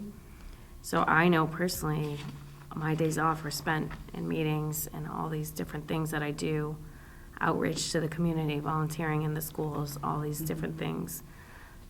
But I think at the same time, we're doing all of these things, just like it says, conduct town hall meetings. Well, this basically is an open meeting that anyone can come to. And focus groups, our subcommittee groups, are focus groups where we gather input and collect data and try to bring back recommendations to the full committee. But I think that we are doing a lot of these targets and measurements already. We just need to figure out how to give ourselves credit for it. So I think we all have to remember that we're all doing this in addition to work and family and everything else, and to add on another ongoing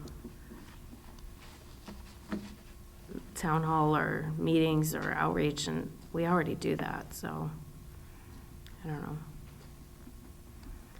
I agree, but I think that's what we can do through a document like that, would show just really how many things we are doing. Right. Because we are all participating in quite a few things that others don't know. So I would agree. Okay. I'd entertain a motion to approve the school committee goals as written. So we already have. Oh, yeah, we already did that? I'm So sorry. now we're voting. Thank you. the motion, the Yeah. second, the discussion, yeah.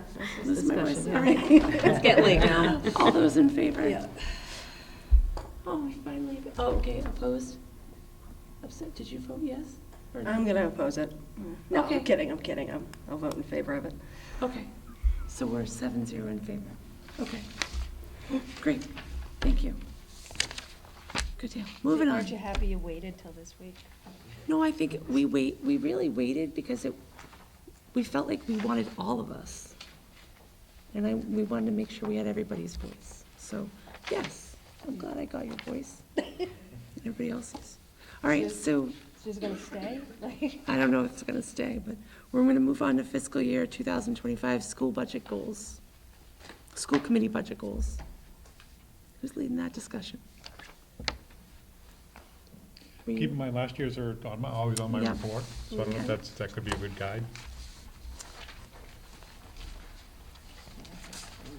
So for the budget subcommittee, you're looking for us to provide you some, well, what's going to help the budget subcommittee the most? Actually, one of the things, Yep, go ahead.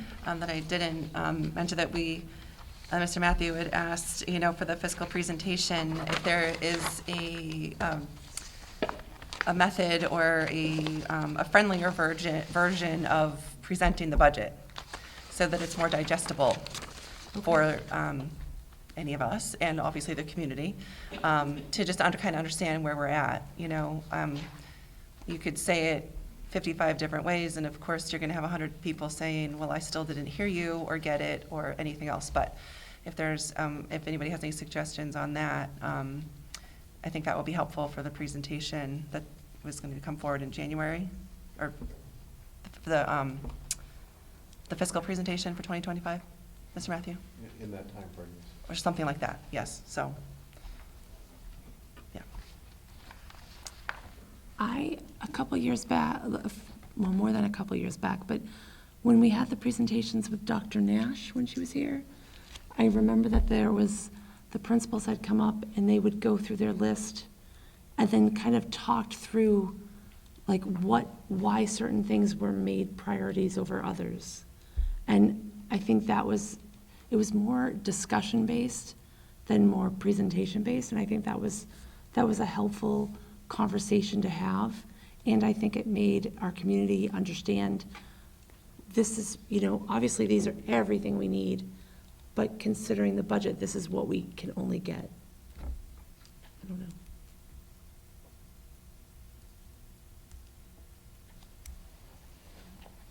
I think visuals of where the money goes, like if you're thinking about the per pupil, and what the percent is going of that per pupil, like how much goes to salaries, how much goes to, building costs, like, kind of gives that idea of like, where does my tax dollar go? Like out of, where people kind of get that visual sense, and it's easier to kind of, show it to somebody, and instead of just seeing, a whole bunch of numbers in an Excel spreadsheet.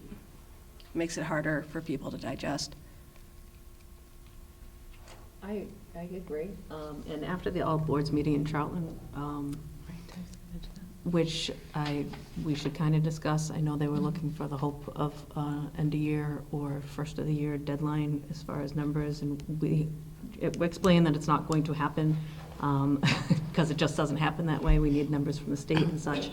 We are gonna. But as far as We are giving gonna them, provide. that was Yeah. also. a guideline or something, just something, and make Yeah. acknowledgement, In but December. also, worth mentioning was a discussion that I had had about maybe people aren't so looking for, the fancy PowerPoint presentation. They're looking more for line items. What did we spend on salary at this school, benefits at this school, special education, more so breakdown by school and just give them the raw numbers of what it is. A lot of that's in the town meeting book.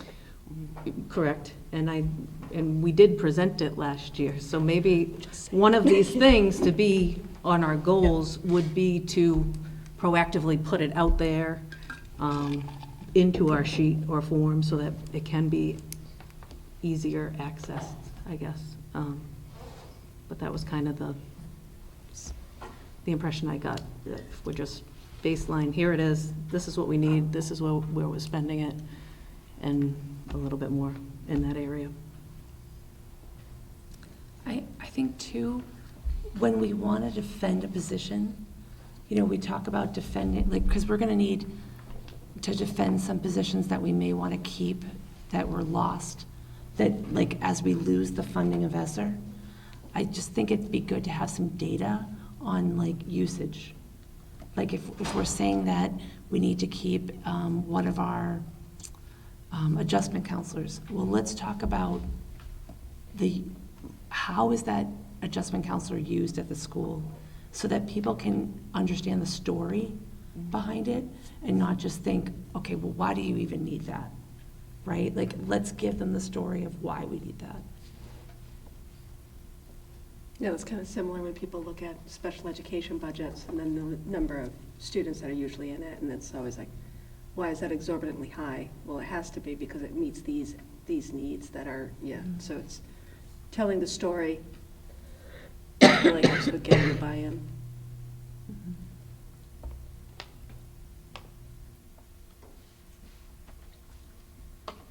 I think too, as we, I didn't look your way, I'm sorry, did you have hand, okay. I think as we go into the budget season too, if we can almost have like that one-page cheat sheet for all of us, that when we go to talk to people, we know exactly what we're saying about things, like I think, yeah, like I think that's really important, like that we're all hitting on the same topics. Like I think Rich did a really great job like with our presentations last year, but by the end of it, I was just getting, it was a lot of information coming our way. So if we can kind of try to keep a one-page like elevator pitch, that we can say, no, this is why we've had these 3 new contracts. We've had this increase in transportation. So, and I think we did do a lot of that last year, and I think we just want to continue that.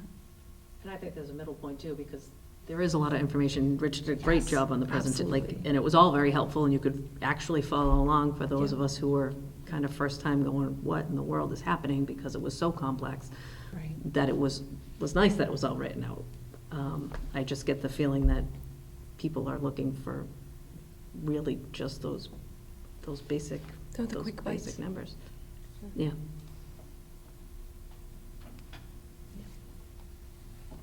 So as far as budget priorities, if you look at last year, so if you go to back of Steve's, before the turkey trot, you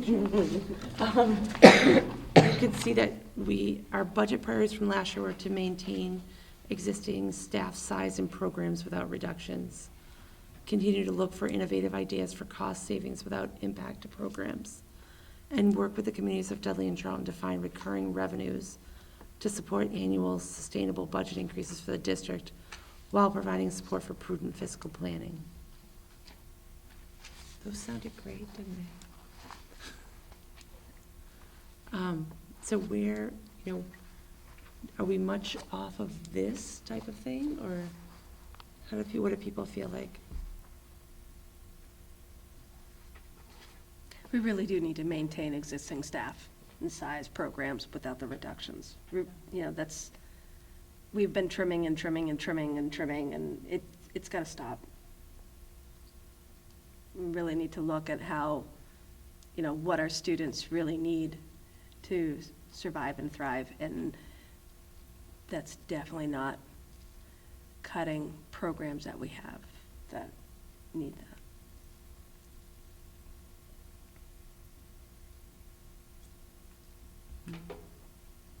Yeah. I agree, since we're talking about the technology funding and bringing that in, or maybe I'm missing it, but just, kind of making sure that, maybe technology takes, or has some more importance too, this year, to not have any more losses in that.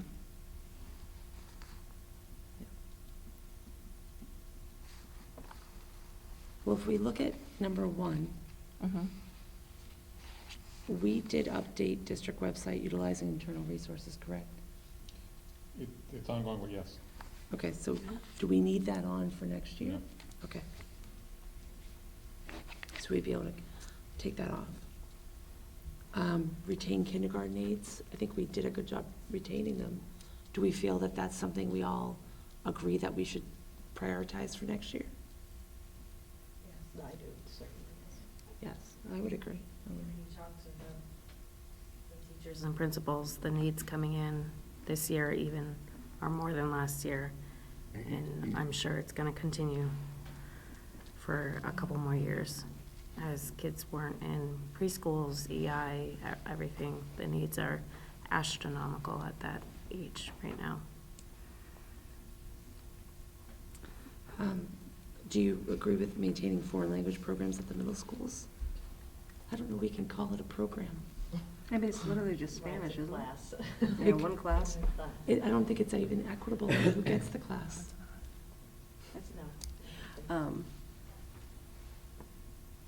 I just think like if you still want to have like the foreign language programs, I mean, at the high school level, don't we have, you know, a way of, I hate to kind of say it, like a telecommunication version of a class? Didn't we have that, Steve?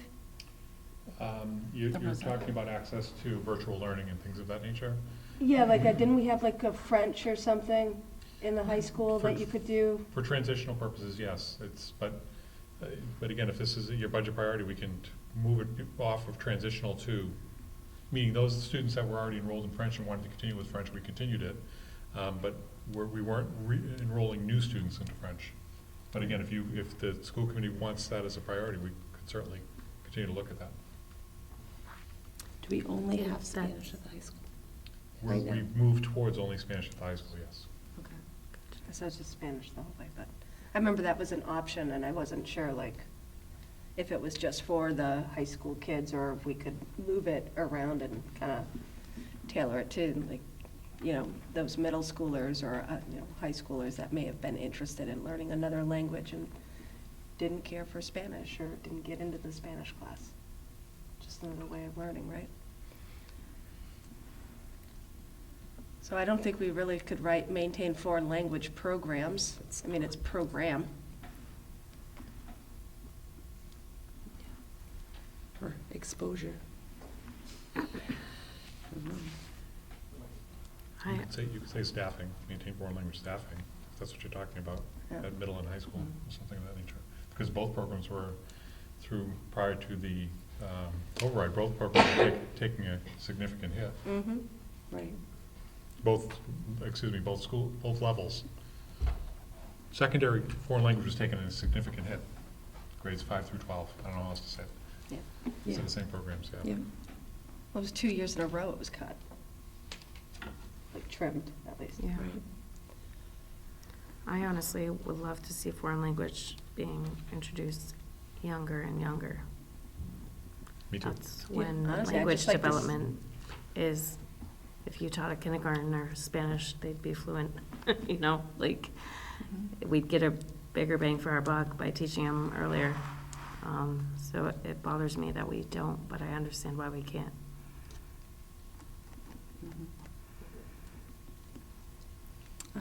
What about the librarian at the middle schools?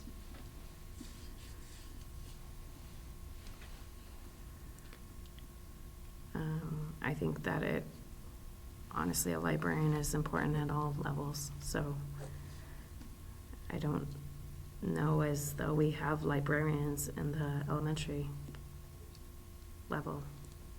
Currently, we have help, but we don't have a librarian. Right.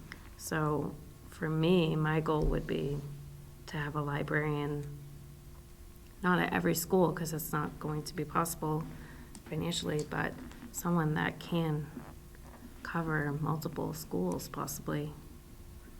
I don't know. We don't have a shared librarian at the elementary school? I'm sorry? There is no shared librarian at the elementary school level? At the elementary, there, I think the title is library coordinators, but they're paraprofessionals. Oh, But they're shared between two schools. Yes. right, okay. But So we have obviously two there's a for 4. librarian shared between two schools. Yes, we have 2 for 4 schools. Okay. But And then current- what are the credentials for the person that's working at Shepherd Hill? Licensed certified librarian, the lead library media specialist. All right. But no, I mean, I agree that there should be a librarian in the middle schools. Oh, definitely. What do we have now? Nothing. Nothing. Nothing. It got cut. It got cut.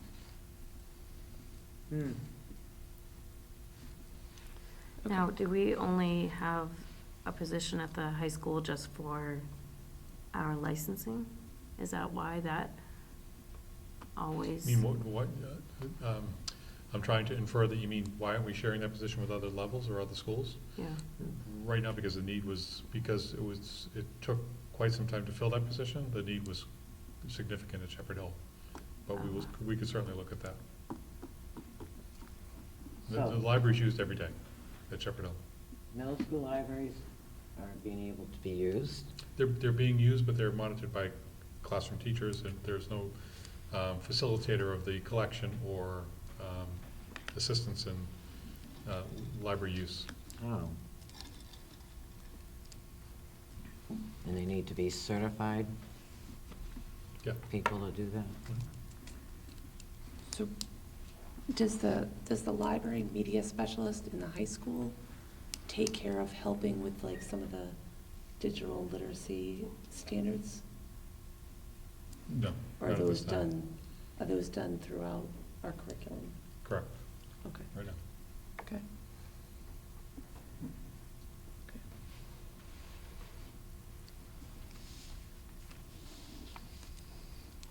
So do you want to at least try to restore the halftime? If we can? Yeah, sure. Yeah, Okay. if possible. That's a good goal. Yep. Okay. Maintain average class size of 22 for grades K to 8. I don't know What that do we have that is our now? current class size.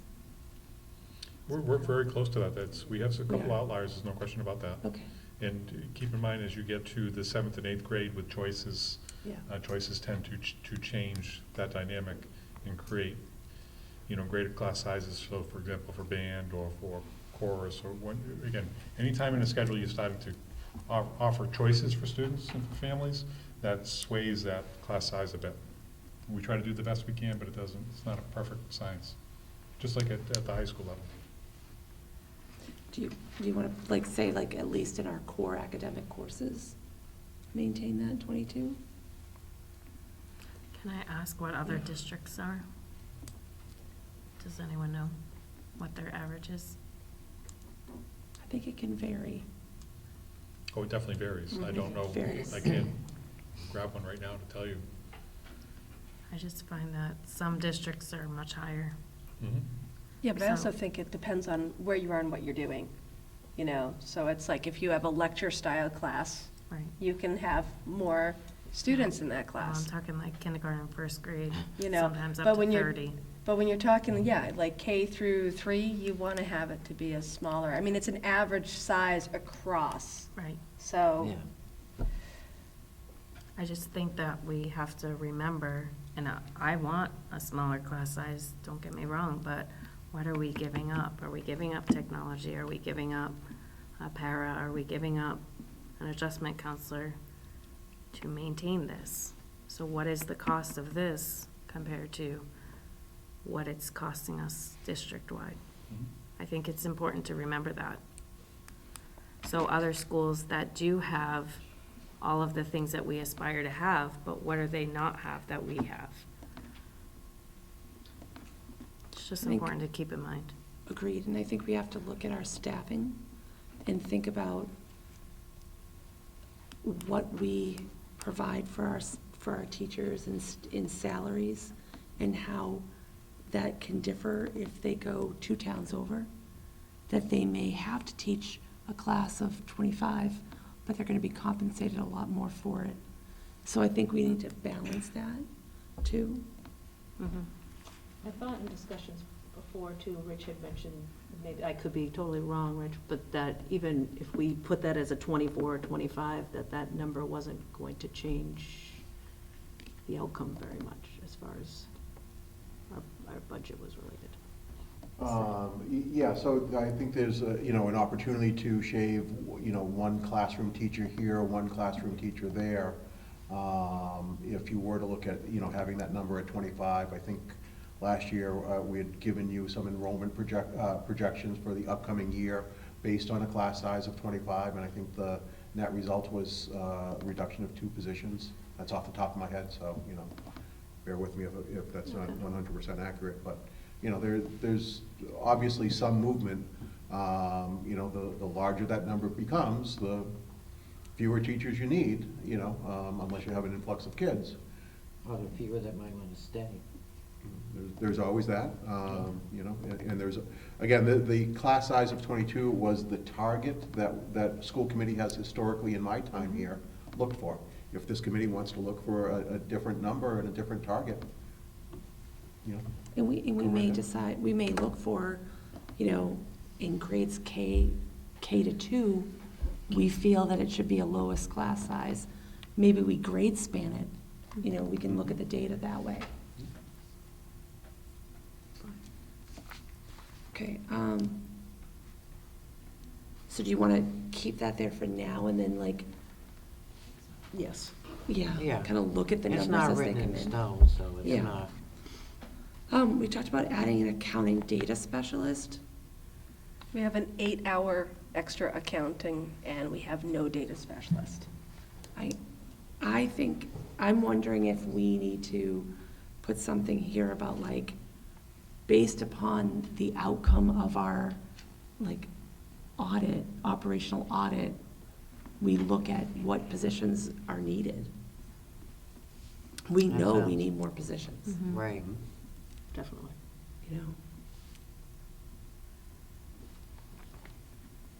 I mean, to your point, we've seen a huge turnover in administration because they can go elsewhere and get compensated with less work for higher pay. So what are we doing to our district when we constantly move forward with an idea or a project or something, and then it might be halted because we have a change in position, or, all these movements within administration, and it definitely slows down any progress the district is making. Sure. We have explore full-day pre-K programs. Mentioned in our subcommittee today. And that probably attached to fees and things with that? Yeah. Okay, good, yeah. Okay. Do you feel like we want to look at that? Yeah. Yes? Okay. Not saying it's gonna happen, but Right. we can always talk about it. For number 2, we talked about innovative ideas for cost saving. We talked about exploring in-district specialized transportation rather than contracted service model. And we talked about exploring the regionalization of middle schools. I don't know that we were able to kind of complete either. Did we look at the first one a little bit? Yes, Madam Chair, and clearly took seed money. Right. And we were desperate for every nickel to set ourselves up for 23, 24. So we didn't see that there would be seed money available to enter into more research on that. Again, I still Hundreds of think, thousands of dollars. yeah, I still think it's a worthwhile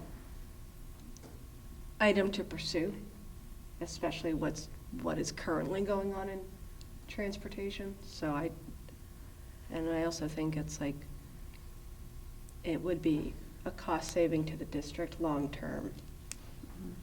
But yeah, the first year or two is the hard part. I just don't know how much time and resources we have to do either of those two things. Agreed. You know what I mean? I think that we are exploring cost-saving things like we've just had the solar company come out. That kind of cost-saving thing, I think, is a great idea. I think this is gonna take resources that we don't have. So you could put it on the table, and then you could also have the idea of that if the district does pursue solar and gets it, then, having that type of cost saving could then utilize funds for that. Mm.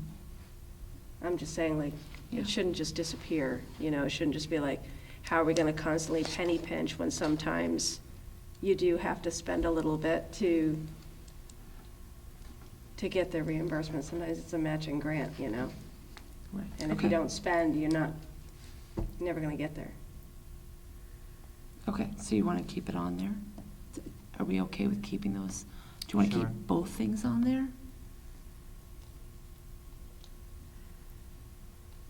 For now? I don't know. Do you wanna add solar onto this list? because we kind of are already doing it. It's a gimme. It's a gimme. It's a gimme. So, yeah, let's do Gimme that. solar. Do we have any You other could check gimmes the we can add? checkbox. Okay. The only other, Madam Chair, the only other thing I would add in there too, the second bullet may be a little bit of a struggle, but we are going through a review of our facilities, with the exception of Shepherd Hill right now, so there may be something that comes out of that. And part of that is to look at, some of the, if there could be some shifts in schools based off of space. So some of that is in there. So this is very specific to middle schools, but there could be, explore the recommendations or the outcomes from the architectural review of the schools might be a better, more fitting Okay. way of addressing, look at innovative ideas for cost savings. Okay, can you put that on there? What you said. So that will replace bullet 2? I think so. I think that's probably a better wording for it. right? Agreed, yeah. Okay. Yeah, because that's so specific. And that did come up during subcommittee today, that talking about full-day kindergarten, Yeah, pre-K. excuse me, full-day pre-K of, right now, the elementary schools don't have the capacity. However, if there was shifting of other grades, other schools, then you could possibly move things Okay. around. Yeah, at least thank you for thinking of innovative thoughts. Sorry. What? It just got me. Okay. Yeah, it's fine. Number 3, work with the communities of Dudley and Charlton to find recurring revenues to support annual sustainable budget increases for the district. Okay, Yeah, that's just, I don't That's know big. what to say on that one.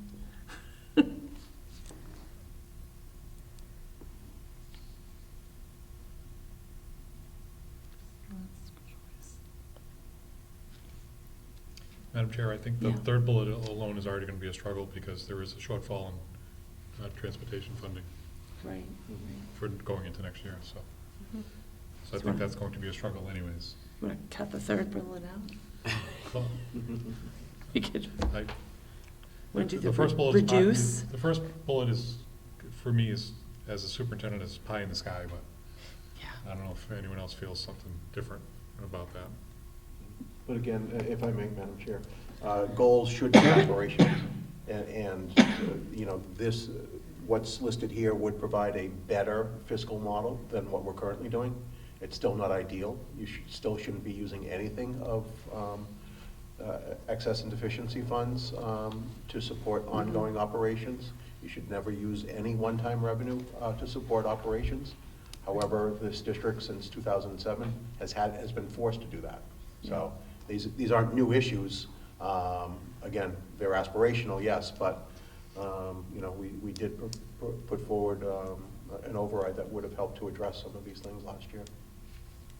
Okay, should we, instead of eliminate the use, should we change eliminate to reduce? No, I think it's fine, because Keep it it has the or reach understanding, so it's, Okay. and I think it needs to stay there, all 3 of them, because that's really something we need to start doing by having, the E&D kind of left, like, exactly like what Rich said, is, not using these one-time funds for operational expenses, and having our own, rainy day fund, because God forbid, what if something goes, and we don't have it? We have to go to the town, the towns. And, I'd rather be able to have us be supportive of things in-house that we can easily do. I mean, yeah, going to towns to vote on a new roof, that makes sense. But if like something went, I think we should be able to do that within our existing monies, and only by reducing our usage of those things and having basically like a stability fund, which is the excess and deficiency, right? But then keeping it out there, first and foremost, again and again, that this is a priority for us. We've been, like Rich said, we've been in this type of trend since 2007. It's going to take years to get out of it, And if we don't keep it front and center, we're going to forget about it. And so are our communities. Do we want to, we go back to number one. I just remember last year we had such conversations about for the benefit of our students' social and emotional growth, that we need to maintain our extracurricular activities and sports programs. I don't know that, it's an aspiration. Go ahead. I got one for you then. How about, instead of just maintain foreign language programs at the middle school, how about maintain and increase co-curricular? Right? Because art, sports, music, that's all co-curricular. It makes the whole student, not just a piece of the student. And they all work with each other. I like that. Co-curricular programs? Yeah. Activities, programs? Whatever. Okay. I like that because I think it's more than just foreign language. Like, we don't want to lose the art program. We don't want to lose anything. So, okay. Okay. All right. Anything else from anybody? You're all taking the papers. I'm ready to go home too. Okay. All right. Do we need to vote on those? I think it's just a general conversation. Okay. All right. I'd entertain a motion to adjourn. Motion to adjourn. Zella. Second to Gabriel. All those in favor? What'd she? All right. Motion. Hey, sure. Totally sure. First is Kelly. Yeah, I made them. Second to Lobo. Yeah, I got the second. First was I made Kelly. them. Sorry, Kelly. sorry. Yeah.